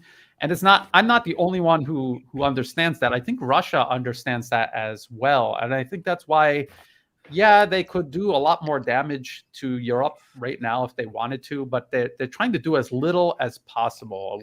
Only when fully compelled will they, up the ante with the energy and retaliating against these sanctions against them. I think they understand that the leadership in the EU do not represent the European people. And one more thing I wanted to throw in is, if people think Gonzalo is making all of this up, or Alexander as well, I'm looking at CNN Business right now, and the headline is Russia's retreat in Ukraine won't save Europe from recession this winter. And they're saying, like, even if Ukraine were to win the war today, this disaster coming for Europe is still coming. There's nothing that's going to stop it. Yeah. A lot of people forget how all of this started. And I was thinking about that the other day. Before we had the SMO, we had about 6 months going back and forth with regards to Nord Stream 2. And it seems to me that Nord Stream 2, and actually even going to Trump, even when Trump was president, we were hearing about Nord Stream 2 and how it was almost like a red line for the United States. It just leads me to believe that perhaps somewhere in DC, there was a group of people that said, you know what? Germany's move towards Nord Stream 2 and the fact that they're going to actually go for it, and now they're about to open it, is a bridge too far. And not only is it perhaps the right time to go after Russia with Ukraine, but perhaps it's we can use that to bring Germany to heel in a way. I mean, to take Germany out. And that's what's happened. Yeah, look at it from the point of view of the Americans. If Nord Stream 2 had opened up, then it would have been a vulnerability that Germany would always have, and that would mean that Germany would always side with Russia. And that possibility was simply intolerable to the Americans. The existence of Nord Stream 2, it's working. I mean, if gas had ever flown through Nord Stream 2, would have meant that the Germans would always side with the Russians, because it would have been their their lifeline, their oxygen tube. They would never cut it. So they had to cut it somehow or other before it actually got started, because once it got started, that was the game over. That's my thinking, at least on this particular topic of Nord Stream. Alexander, would you agree? No, I absolutely agree. I mean, the campaign against Nord Stream 2, which it's important to say this because it's a point we've made many times, Alex and I, in our programs, but it's not something that people seem to ever understand. Nord Stream 2 was requested by the Germans. Yeah. It's the Germany that actually wanted Nord Stream 2 built. It was mooted firstly during the Schroeder years, but it was not moved forward with then. And then, of course, when Angela Merkel came along in 2015, after Germany had already imposed sanctions on Russia because of Ukraine, because of the Ukraine crisis, the Russians were very, very skeptical. And it was only because Putin had this relationship with Germany, this connection, this feeling for Germany, and because, he was anxious to maintain some kind of relationship with Merkel, and because he probably thought that Merkel coming along and asking for a pipeline meant that she would actually help to sort the Ukraine business out, that he spoke to the people at Gazprom and he said, let's go ahead with this.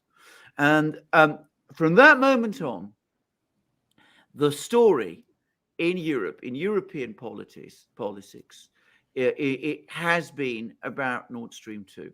I mean, it's been East-West relations have been dominated by in my opinion, by the way, wildly exaggerated reaction to the importance of this pipeline. To be very clear, if the pipeline had been built, if it had gone into operation, I don't personally think that it would have changed Germany's political alignments. It was only important in the beliefs of people in London and Washington.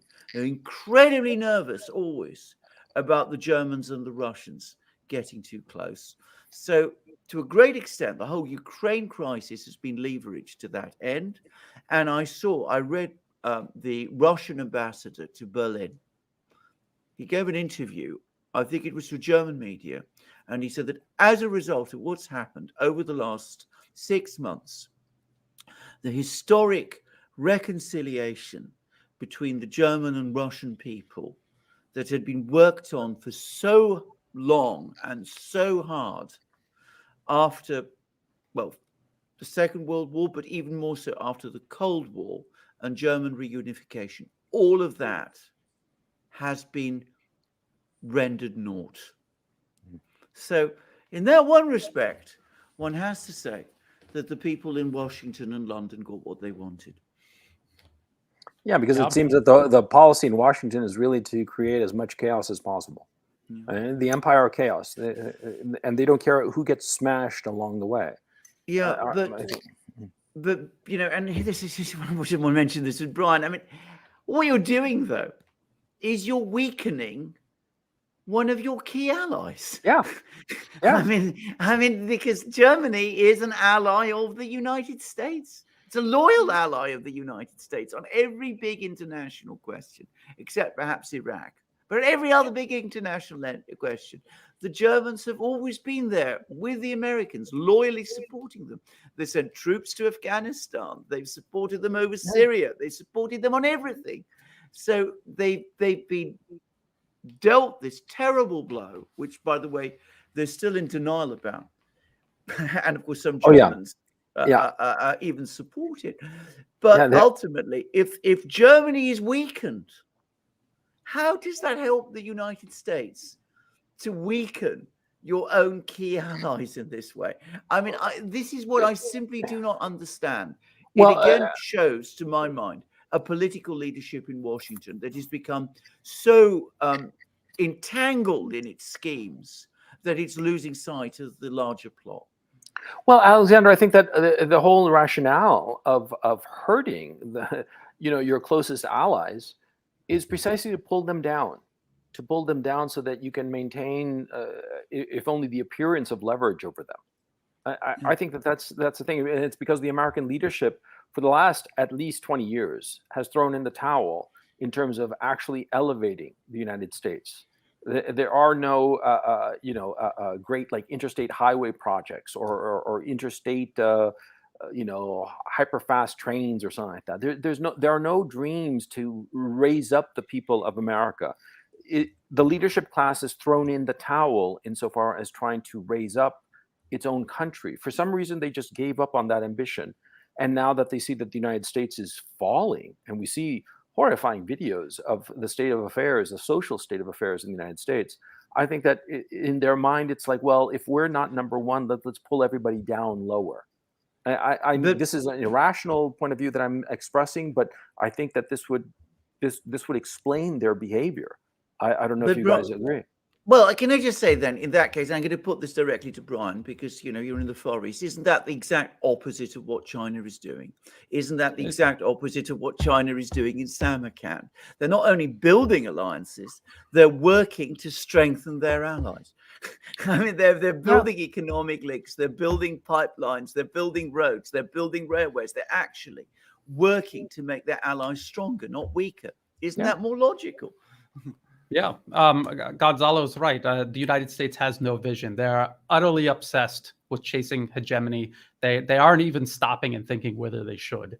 That is how obsessed they are with it, and it shows. So you remember freedom gas. The U.S. was saying freedom gas. Europe should have the right to choose, but really, what the U.S. was doing was imposing U.S.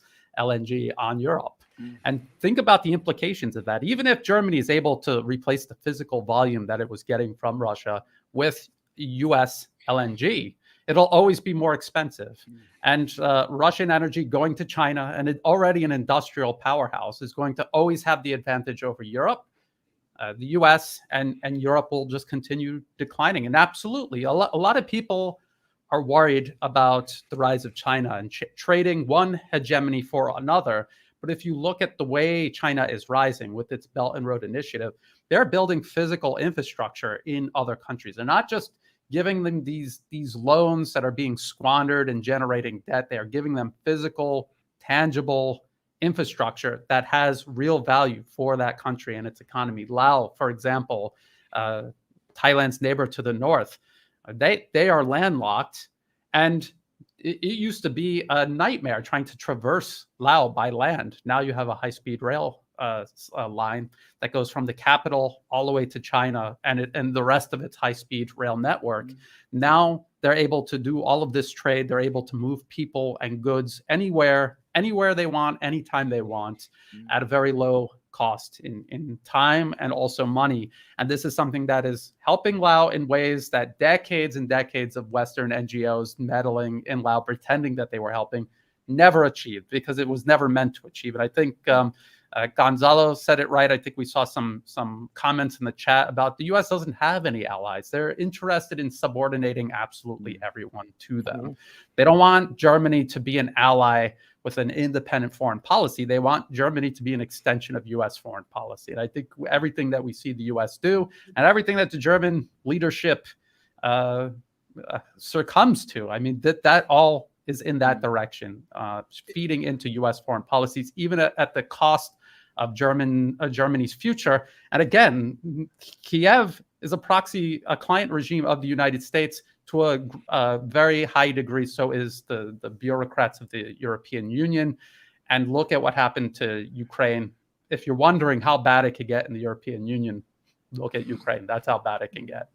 Isn't that the point, though, that Germany was acting as a sovereign nation when it decided to go forward with Nord Stream 2? And isn't that the overarching theme? And I'm throwing this to all of you guys, because it's not so much, to me, I'm looking at it, it's not so much as America or Canada or any other country in the collective West. To me, it's more about the fact that all of these people in power, if they really do have power, if there's some other force above them, they don't see themselves as belonging to a country. I mean, I think that's the essence of like globalism and even neoliberal globalism. To them, they see themselves as sitting on top of just a collection of institutions or unions or whatever, the EU and NATO and all of these things. And so I think like a lot of people, in the collective West, the leadership, they don't really feel a connection to the United States or to Germany or to Canada or to the Netherlands. They see themselves as something above. Yeah. And when they see Germany or Merkel, who's one of their own, she's part of the club. When they see her speaking with a country that is proud to say they're sovereign, at least has the image of a sovereign nation like Russia, and they boast about it. I think they sit there and they say, this is going against our overall vision. This is going against our goal. And I mean, that's why I think you even see it in the United States, now they're even going after their own citizens, because to them, these aren't their own citizens. These are people that are pushing back against the globalist neoliberal agenda. I mean, I don't know. Maybe I don't know if I'm expressing that properly. No, you're absolutely right. There's a cosmopolitan international leadership class, and it's not just political, but it's also business and think tanks and academia that view the native populations of the Western democracies as separate from themselves, and that they have no point of commonality with them. And after all, think of it, these people, the schools that they went to, they were the better schools, many of them private schools. They went into the right universities and then the right internships and the right NGOs and the right academic posts and what have you. And they have no connection whatsoever with the working classes of their own countries. And they have been encouraged to view themselves internationally in terms of a leadership class separate from the rest of the people of the West. And so they act more like colonizers, like conquerors over the native people. And so they sort of like throw them a bone here and there, But if the natives get a little uppity, then they start repressing them. And this is the attitude of colonialists, of international colonial class that has nothing in common with the common people. And when push comes to shove, they are going to start repressing them viciously.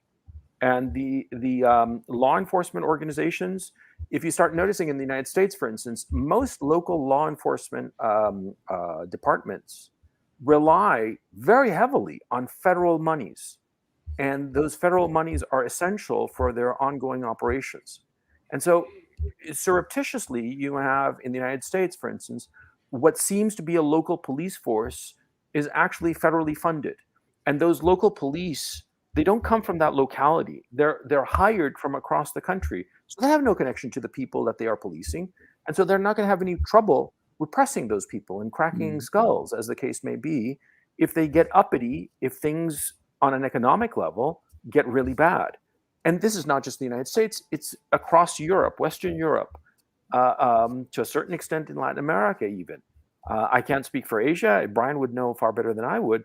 But this international cosmopolitan in the sense of feeling at ease in various international environments, but having no connection to their own people. I think that's the leadership class that the United States has. And it's a yoke that cannot be expunged. The ship will go down before this leadership class is removed. That's how I see it at this time. And by the way, I said the United States, but I really meant the Western democracies, or so-called democracies, because like they used to kid about the Holy Roman Empire, that it's neither holy nor Roman nor an empire.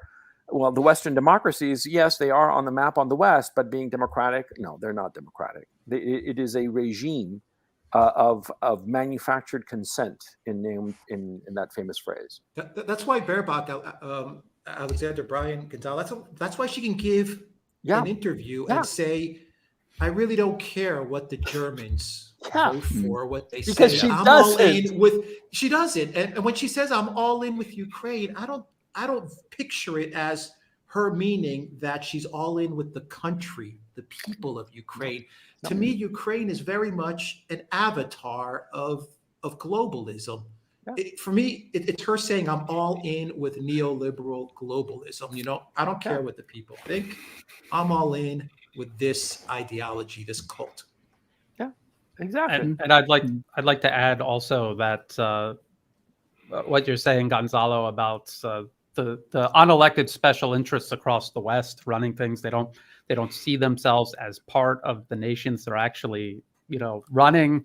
I'd also like to point out that just like colonizers have done all throughout history, there is a high degree of dividing the population against itself. If you're in Russia or you're in China or you're anywhere in Asia and you're listening to messages coming from the government, from through the media, it's all about harmony, working together, putting aside your differences. In the West, it's all about, hey, get them, they're different, and just having everyone at each other's throats all the time, and that keeps them divided and distracted and incapable of even seeing what the problem is, let alone arrive at a solution for it. That is completely true.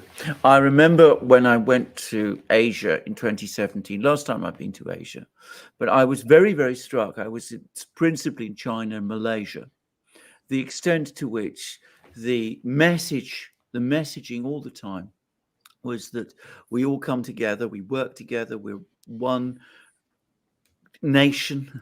In Malaysia, of course, it's a nation made up of many ethnicities and religions, but there's a constant harping on the importance of harmony. And the same is true in China as well. I have to say I was very, very struck by it. And also about the concern, which is embedded in both countries, both Malaysia and China, for example, in company articles, something I've never seen, that you have to keep always the interests of the wider people in mind, something which you would never see in the West, certainly not in today's West. Yeah, yes. The thing is, this colonialist yoke that we have in the West, we can't expunge it. I don't, because they're wise to the fact that I think that they realize on some fundamental level that they are illegitimate. And so they have positioned themselves to use repressive measures and the mechanism of totalitarianism to maintain their positions. And so we've seen it with the Canadian truckers. We've seen it with the Dutch farmers. We've seen it with the yellow vests in France. All the protests in the world are not going to change anything. These people are locked in tight, and they're not going to be dislodged anytime soon. And so the fact is, the only way that they will be dislodged is if the whole ship sinks. And insofar as Europe is concerned, to bring it back to the original point of departure in this conversation, the European economy is toast. There is simply no way to recover from it. The crash has happened. We are simply watching the effects. And it's going to be dreadful for the German people. And the worst part, I am in touch with many people in Germany. Alexander, I know that you have close family or friends there. I forget which. Yeah, and they have no idea what's coming their way. They think that everything is hunky-dory. I myself, my grandmother, my maternal grandmother is German-Danish, so I understand a little bit of the mentality. My great-grandfather was alive while I was a teenager, and so I understand the mentality a little bit of the Germans, that they simply assume ipso facto that their leadership knows what it's doing and they're doing the right thing, and it's a technical decision and it's not just some foolish hysteria. Because the Germans I've been speaking to, they have no idea what's coming their way. And when I tell them, they just believe me.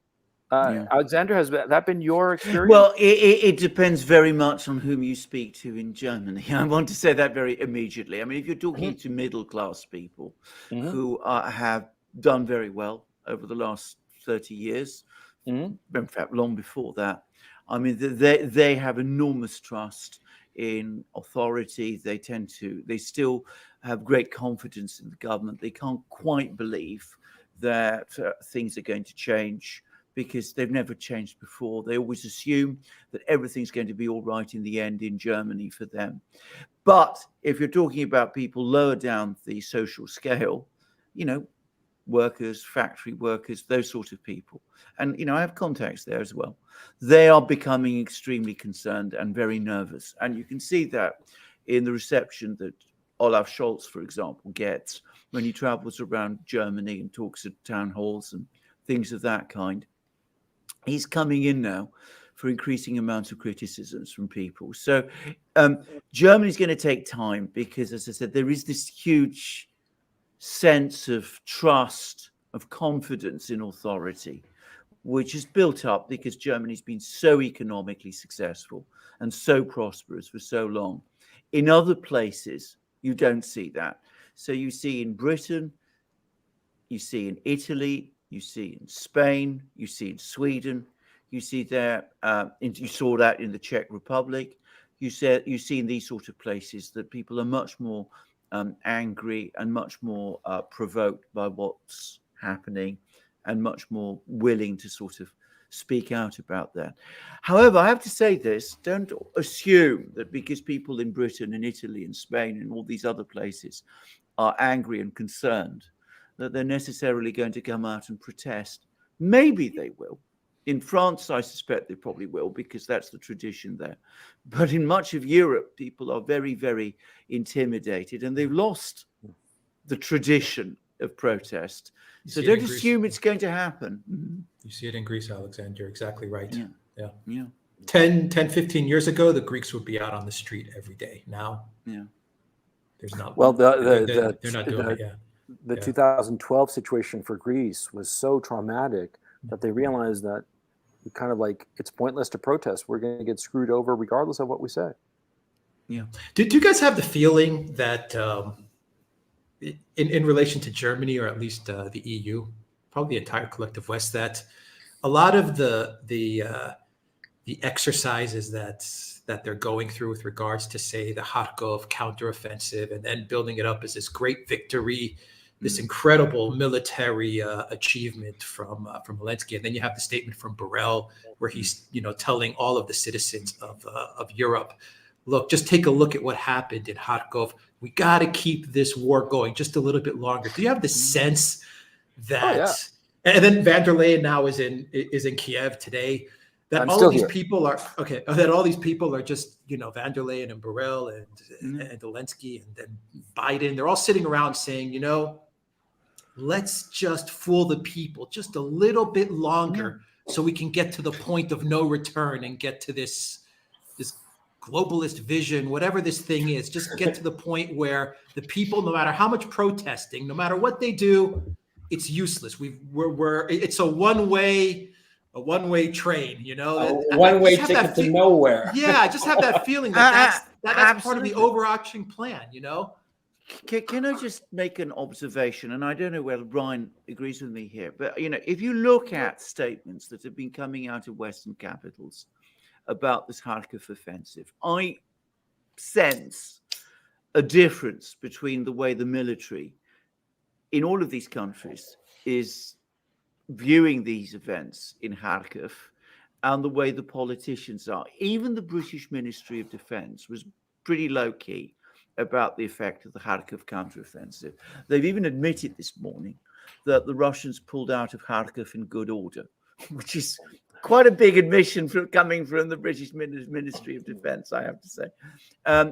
My sense, and you know, Brian, you're the person who follows the Pentagon briefings with incredible attention and enormous interest.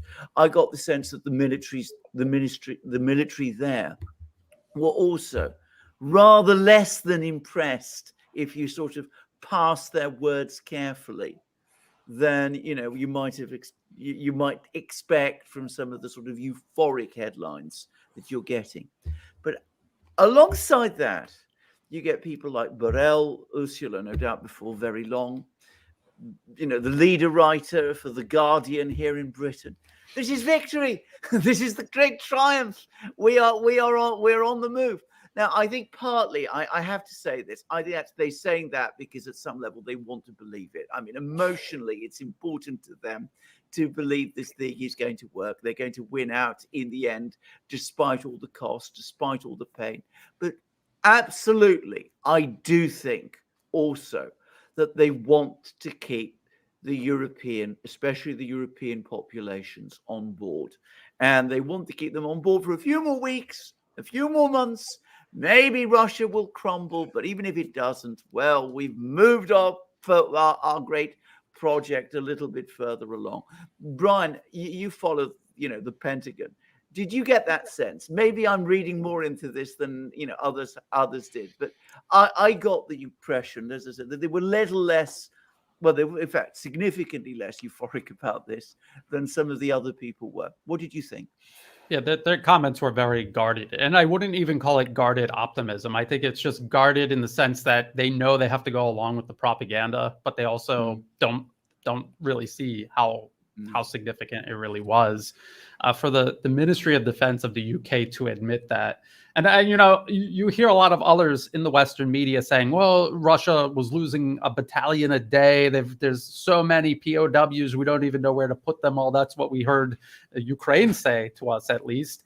And yeah, but they left in an orderly fashion. So how could both be true? Yeah. They can't both be true. And there's no evidence to suggest this. What I have noticed is when I'm reading these Pentagon briefings, or even sometimes watching them when there's a video included, a lot of these journalists simply don't understand how anything works. And they say that there's no such thing as a stupid question, but it's almost every question is an absolutely stupid question rooted in fantasy. And this is because they don't know anything about the topic that they're writing about. And then the emotional factor mixed in because they are all emotionally invested in this. It creates a toxic mix of practical propaganda, but also fantastical thinking. And I just want to kind of touch on something you said, Alexander, and also Alex, the last thing he was discussing. They're kicking the can down the road. They're trying to keep this going a little bit longer because what else can they do at this point? And Alexander, maybe you know more about this than I do, but historically, how do empires usually go into terminal decline? There's no point where they just admit it's over and start doing rational things to kind of wind it down. My dog is barking. Just a second. No, I can talk to that issue, Brian. because it's the identical problem that happened in the 2007-2008 global financial crisis, whereby the Treasury Department and the Federal Reserve Board, rather than do the politically difficult but necessary task of bankrupting the banks, specifically Citibank, and the other banks as well, let them fail so that you can wipe the slate clean, recapitalize new banks, and start fresh with a clean slate and just take your losses. Well, they have that inability to take a loss. And you have to keep in mind something else that is pernicious in our managerial class that few people pay attention to, but I think is crucial, is the notion of IBG, YBG. I don't know if you've ever heard of this. IBG, YBG. I'll be gone, you'll be gone when the proverbial shit hits the fan. And so that's what's going on, because a lot of times in the corporate environment, you've seen this repeatedly. In the banking sector, you saw it all the time, that they knew that the policies that they were doing would eventually blow up the company or the bank that they were running. But they figured, well, I'll be gone, you'll be gone, so let's go ahead and do this that 5-10 years later is going to amount to the bankruptcy of the company. The same attitude is going on with the political leadership. I don't think that they expected the blow up to come so quick with them actually in power. You see what I mean? I think that they figured that this will be kicked down the road to the next president, the next prime minister, the next president of the EU. And they never expected this blow up to come at them. You see what I mean? Can I sorry for the interruption, but can I just make my own quick observations about this? Because both empires and corporations, and I've done an awful lot of insolvency work in my time, they are always in denial about the fact that things are about to collapse until the moment of collapse. And the moment of collapse nearly always comes suddenly. This is a complete myth that imperial collapse is slow. You can see the termites at work for a very long time, but one of the things that happens is that the people who are running it, you see this in companies too, by the way, they're always able to keep on fixing things without actually changing anything. And because, they can fix this thing here, they can plug this leak there, they can find the troops to send to hold on to this province here, whatever, because they can continue juggling. And they juggle all the time. And most of these juggles, all this conjuring works. There comes until it doesn't. Yeah, exactly. There comes a sense, well, we'll just go on doing this. And of course, what eventually happens is, if you're using the metaphor of the juggler with all the balls in the air, eventually they do start to fall. And you can't just keep them up. You can't defy gravity indefinitely. But, I've seen this. I've actually personally seen this happen time and again. There's always the belief that something will turn up. It turned up before, so it must turn up again. And, some miracle, some piece of, some unexpected event will happen. There'll be some kind of, Russia will implode. There'll be the housing market in China will drag down the entire economy there. We've always survived before, so that must mean that we'll survive again. And it never works. Sooner or later, reality always hits. There is a very, very famous French historian whom I briefly knew, called Ferdinand Braudel, who wrote all these vast panoramic studies, about the Mediterranean world and the age of Philip II and all of that. But he always used to say, in the long run always prevails. Yeah. And that is profoundly true. It is exactly how it happens. And as I said, when the collapse comes, it's always sudden and it's always a surprise to the people who are in charge. They never can quite believe that it's all going to go imploding down around them at the moment when it does, right up to the very last moment. And I think if you look at the human qualities of the people running things right now across the collective West, I don't think it's going to take a lot to surprise them. It's that process that I think we've talked about in the past, where you have a rich family, the grandparents founded the business, they came from the dirt up to riches, and then they've got their parents just barely keeping it together, and then they got the grandkids who squander everything and run it back into the dirt. And I think that's what we're watching on a regional level.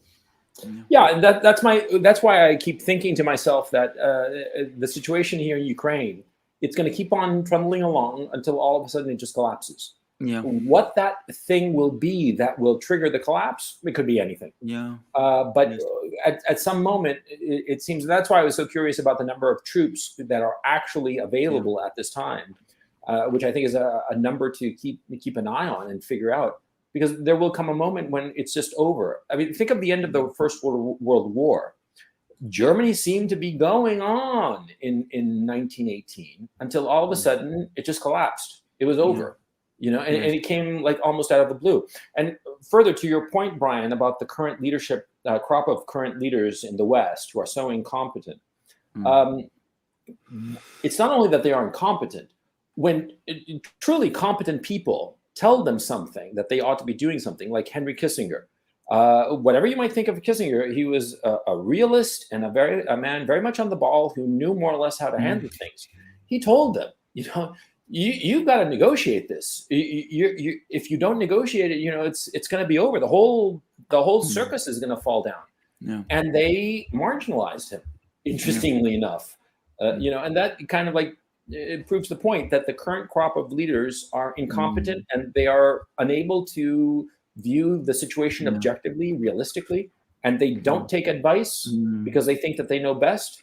And so all of a sudden this whole thing is going to collapse. And that's I think that frankly, I think that this whole conversation that we've had, delightful though it is, in my own case, I'm trying to figure out when that point is going to be, because that point is coming. And I think it's a lot closer than people realize. You can never tell. I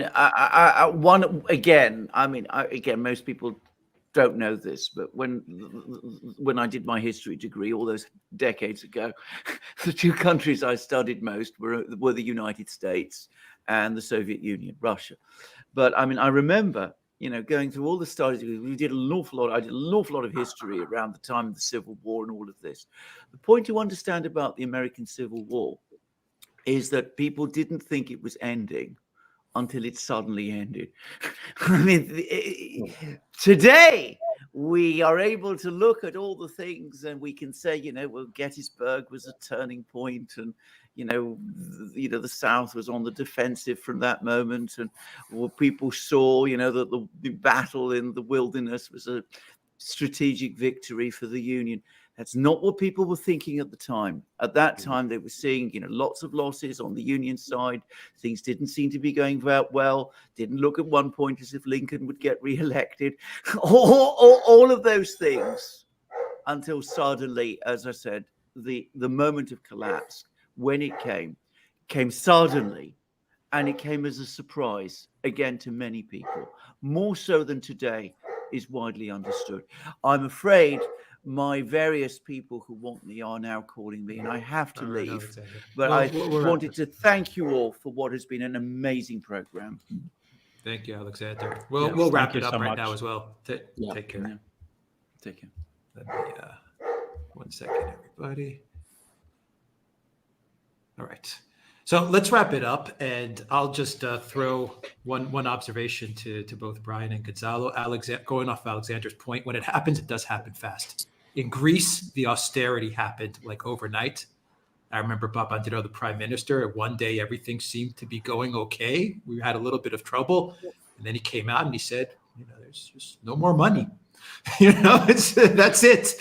And in Cyprus, the same thing. When they did the bank raid, Gonzalo, Brian, I mean, everyone's like, okay, we have some trouble with the EU. We're in debt. We'll figure it out.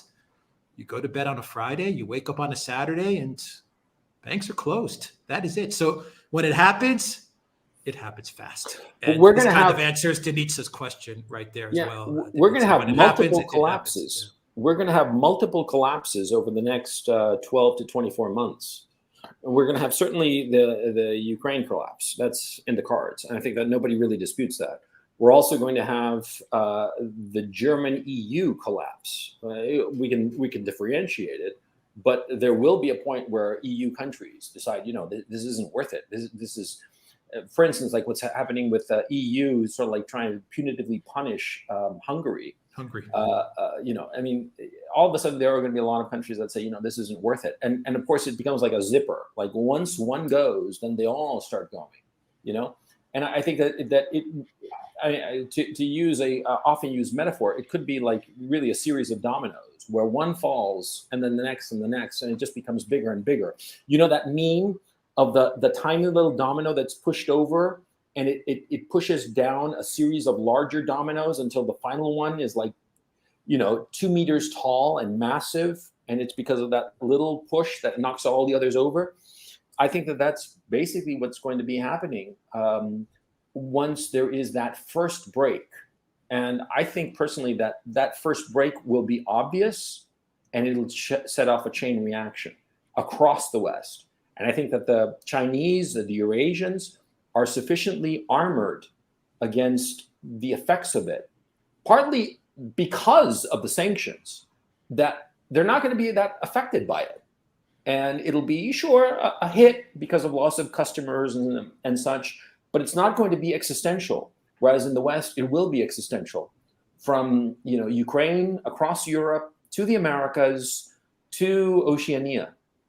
That's my thinking at this point, and that collapse is going to happen 12 to 24 months. What do you guys think? I think it's hard to predict because, I've been long before I ever started writing articles or doing videos, I had followed, the alternative media for the longest time. They were always predicting, the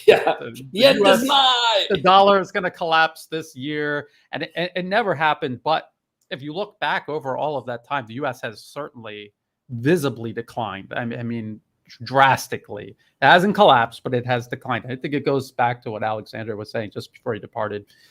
It happens gradually. People are trying to put these temporary fixes, kick it down the road a little bit further, but then when it's unsustainable, it comes apart. We just don't know when that will be. And Gonzalo, you're talking about the sanctions. Well, this is the whole reason behind the collapse in the first place. They're doing it to themselves instead of working with other nations as not equals, but I'm a nation among nations rather than a nation above all other nations. If they could just do that transition, all of this is avoidable. They don't have to be a global hegemon to be powerful and to have respect globally. They could do that easily without doing it this way. But it's this mindset. It's a mindset that stretches back generations that, unfortunately, they have to collapse and fail. And hopefully another circle of interest will come into power that can wrap their mind around this concept of hegemony when you're a tiny percentage of the population of the world is just not going to happen. It isn't going to happen, not these days. Yeah. All right. Well said. Well said. Very well said.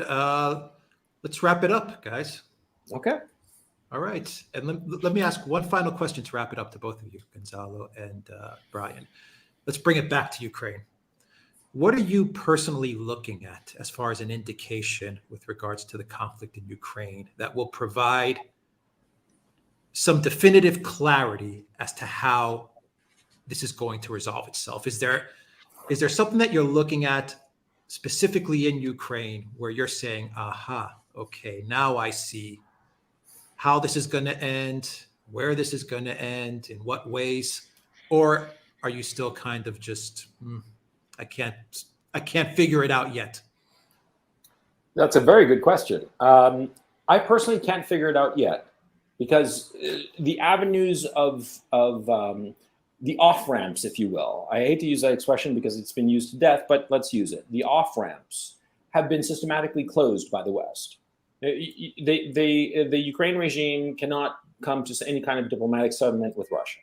So that means that they're going to just continue grinding. Europe cannot replace the lost energy resources. And so they're going to suffer their inevitable fate. But how that plays out, I don't quite know. Insofar as here on the ground, my thinking has always been, if all of a sudden you start seeing large numbers of Ukrainian soldiers just laying down their weapons and raising the white flag, and I'm talking thousands, okay? That's when you know it's over here, okay? I think that moment will happen, or a potential coup d'etat by the Ukrainian military that gets rid of the Zelensky regime, imprisons them, or kicks them out of the country, however it happens. Because there are no flights, I would suspect that what will happen is that they will be arrested. And I think that it could be that the Ukrainian military somehow manages to take over and make friends with the Russians. Perhaps the price will be giving them all the Zelensky regime coterie, the whole clique of them. I mean, it'll be something like that, and it'll be something dramatic, because like this mass surrender, we're talking thousands of troops. There would be videos everywhere seeing this, and it would be the signal that it's over in Ukraine. The same with, say somebody in the military taking over from Zelensky. I don't think it would be Zaluzny, to tell you the truth, the commander-in-chief of the armed forces. I think it would be some colonel somewhere that we've never even heard of, because that seems to be what happens in a lot of these coups d'etats. That's usually some obscure officer who comes out of nowhere and just takes over, and he gets rid of the corrupt leadership, takes over, straightens out what needs to be straightened out. But we will see. But when it happens, it'll be so obvious that there will be no question. It'll be something really, really obvious. But what that is, I don't know. Brian, what are your thoughts? Yeah, well, if there is a coup, I can't imagine it being the Ukrainian general staff who, when they refer to Russia or Russians, uses a lowercase r like children. I can't imagine them trying to make some sort of peace with Russia. But if there was a coup, it probably would be officers lower down on the chain of command. Maybe, I don't know what I'm looking for. We just saw Ukraine launch this offensive. I don't think that it's over yet. I think there's still going to be at least one more attempt.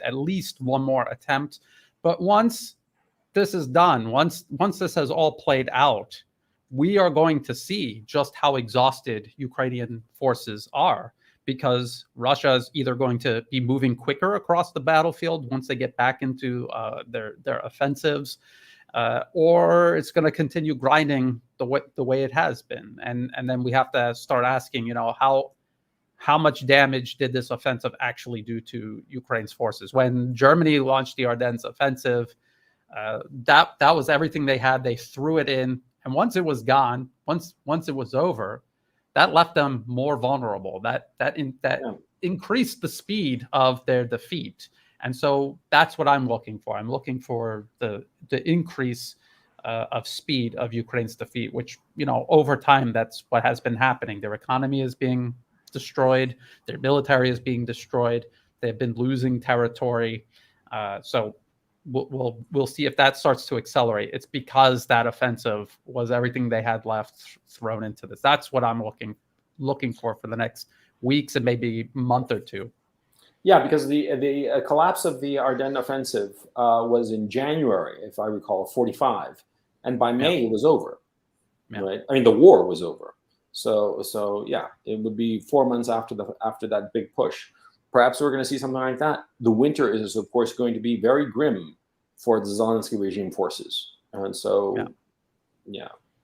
I just want to say one more thing. That article from Business Insider citing the Wall Street Journal talking about their whole plan is to make 12,000 rounds a month for 155 millimeter artillery. I mean, again, that's 400 shells a day. That is nothing. Such a small amount. That is not going to help them. They're running out of their Soviet era 152 millimeter. They're running out of that. And this is what they're going. This is not a plan. Like, your plan should at least be aiming at something that they can actually use. This is a plan that falls far short of that.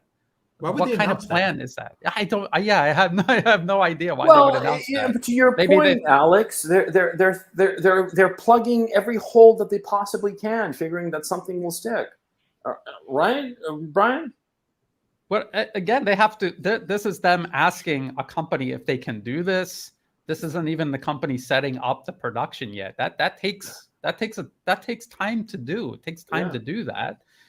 So I mean, what do they think is going to happen between now and the time this finally goes into effect, and they send the first 12,000 rounds, and they're like, hey guys, 400 a day. Okay, that's all you get. I don't see how that's going to help them. I really, and a lot of people don't seem to understand when I say that this is not going to change anything. It's not going to help. Of course, it's going to help extend this, keep this going, but it's not going to change the outcome. I think that is one thing that is clear. And even as Alexander was asking about, the guarded language that a lot of people in the West are using, not everyone, but a lot, especially the military people. Yeah, the military. Yeah, about this Kharkov offensive. I mean, what does that tell you? I mean, people should be thinking they're on this emotional high. But if you really just look at what people are actually saying on your side, what they're saying is not actually something to be optimistic about. Well, the Western military after Yaroviv, they knew Yavoriv. Sorry, I always screw up that name. After that attack in early March, they knew that they couldn't handle the Russian military. They have a fair sense of what's really going on, and they have the numbers. And so they have to go along with this propaganda bullshit, but they don't want any piece of the Russian army because they know they'll get hammered. And we keep talking about, how this SMO is with Russia with both hands tied behind its back. No, it's basically Russia holding back its best troops, its best gear, and waiting for NATO. And basically, just by that fact, they're telling NATO, we're ready for you guys. If you really mess with us and cross the Polish-Belarus border, or really flood into Western Ukraine, we're going to hit you so hard that it's going to be one of the worst disasters for you since Pearl Harbor. And it won't have a happy ending like Pearl Harbor did. I think that's basically the Russian thinking. And I think that the Western military has understood that. I mean, let's look at the positive side of the equation. I think the Western military knows that it cannot handle Russia. Not in a land war, not in Russia's front doorstep. So they don't want a piece of that. And so that's why there's all this attention with China. And I think that the American military, certainly the American military, has made that really clear to the political leadership, to the State Department, to the European Union, that they cannot handle the Russians on their home turf with the full force of the Russian armed force. And so I think that that's what's going on, and to go back to the issue of why they're being so cautious, because they know the truth. They know the truth because we here are four fools online, and we have a clear sense of what's going on. These guys in the Pentagon, with all their satellites and their real-time intelligence and all this bullshit, they know the truth. They know the exact same things that we're talking about. They know that the whole Kharkov thing was, taking over cow country and suffering horrifying losses, empty cow country and suffering horrifying losses. So, they can't crow about it. The propagandists will, but the professional military, at least they have enough dignity left to admit that, this isn't such a great thing. Yeah, exactly right. Exactly right. That's why the first thing that Zelensky does, he goes to Izium so he can partake in a photo. Izium was emptied, and it took the Zelensky regime forces several days, I believe, to finally get to Izium, to an empty town. And it still took them quite a few days. That's the great victory. Jesus Christ.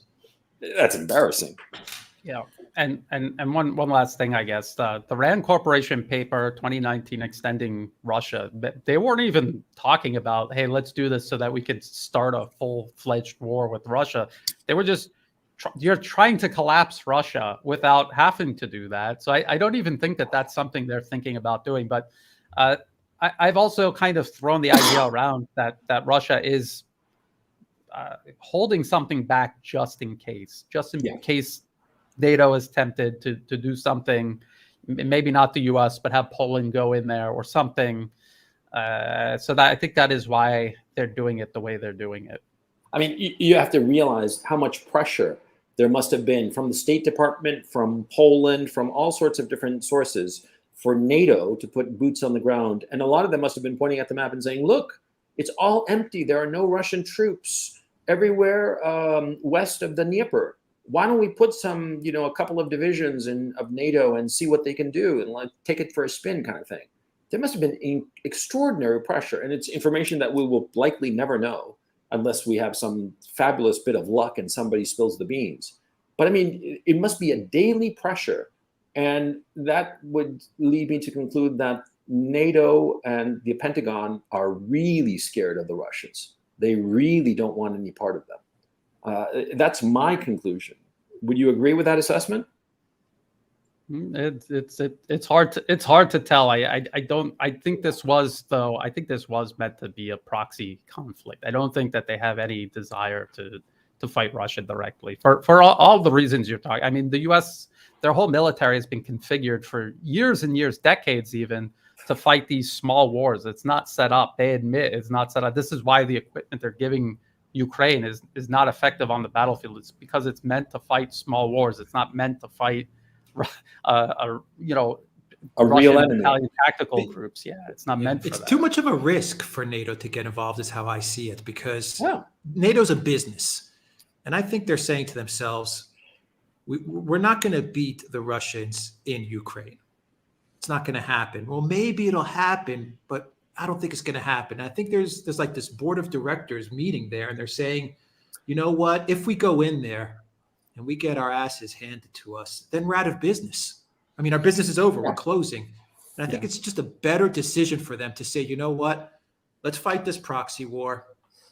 Let's now we've got the traditional enemy. Now we can, really piggyback off of this product. Russia, once again, Russia is the enemy, because NATO had like a 10, 15-year period where they were kind of like, well, the enemy is terrorism and the enemy is Al-Qaeda. And they were kind of, floating around there. They didn't really have a real enemy there. And NATO was lagging.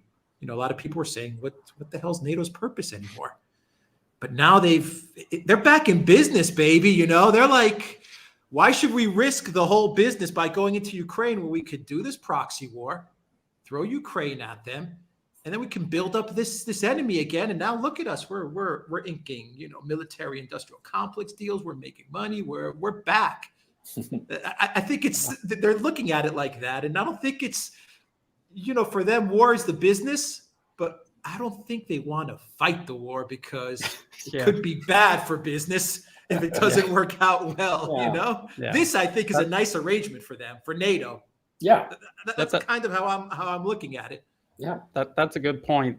So now you see them selling all of these weapons to Eastern European countries. They're telling, hey, Germany, you got to pick up the slack. France, you need to start building your military up, and we could sell you stuff. And not only that, now they can say to Asia, hey, China's going to do the same thing Russia's doing right now, so you guys should really start buying weapons from us also.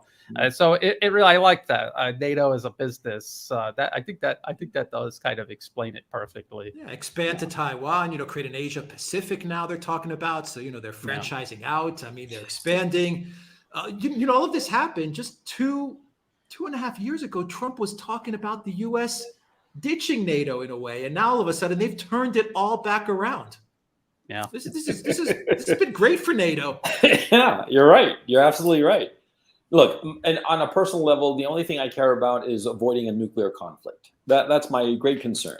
And my thinking has always been that if the West suffered a catastrophic military defeat, a setback that was just you can't explain it away, that it would be the West that would first use nuclear weapons. Just a little, just a tip, just to see how it feels, kind of thing. And from there, anything can happen.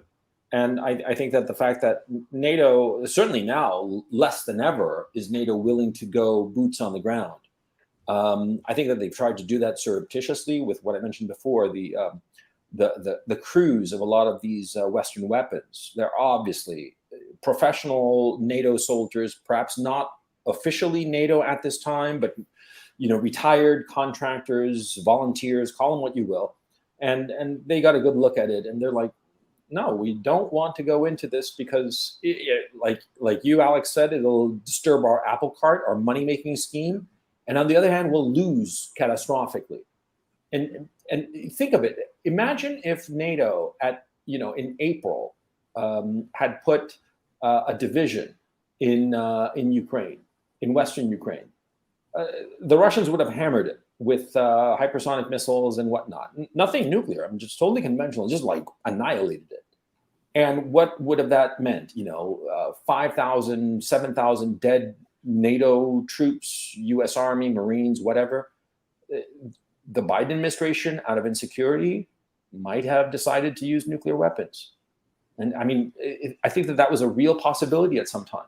I think it's like I said, it's radically decreased at this time. But that's my only concern as to this, and the inevitability of what's going to happen in Ukraine.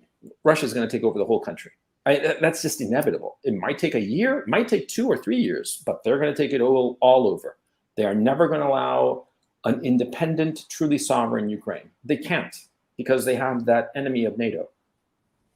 I also think these foreign fighters that we see, former U.S. soldiers, British soldiers going to Ukraine, and once they make contact with the Russian military and they leave, I think a lot of them, almost most of them, leave because they want nothing to do with that. They're used to fighting people who can't reach them in terms of range and being able to call in airstrikes and artillery on enemies they hardly ever see. They're used to that. They're used to success and winning.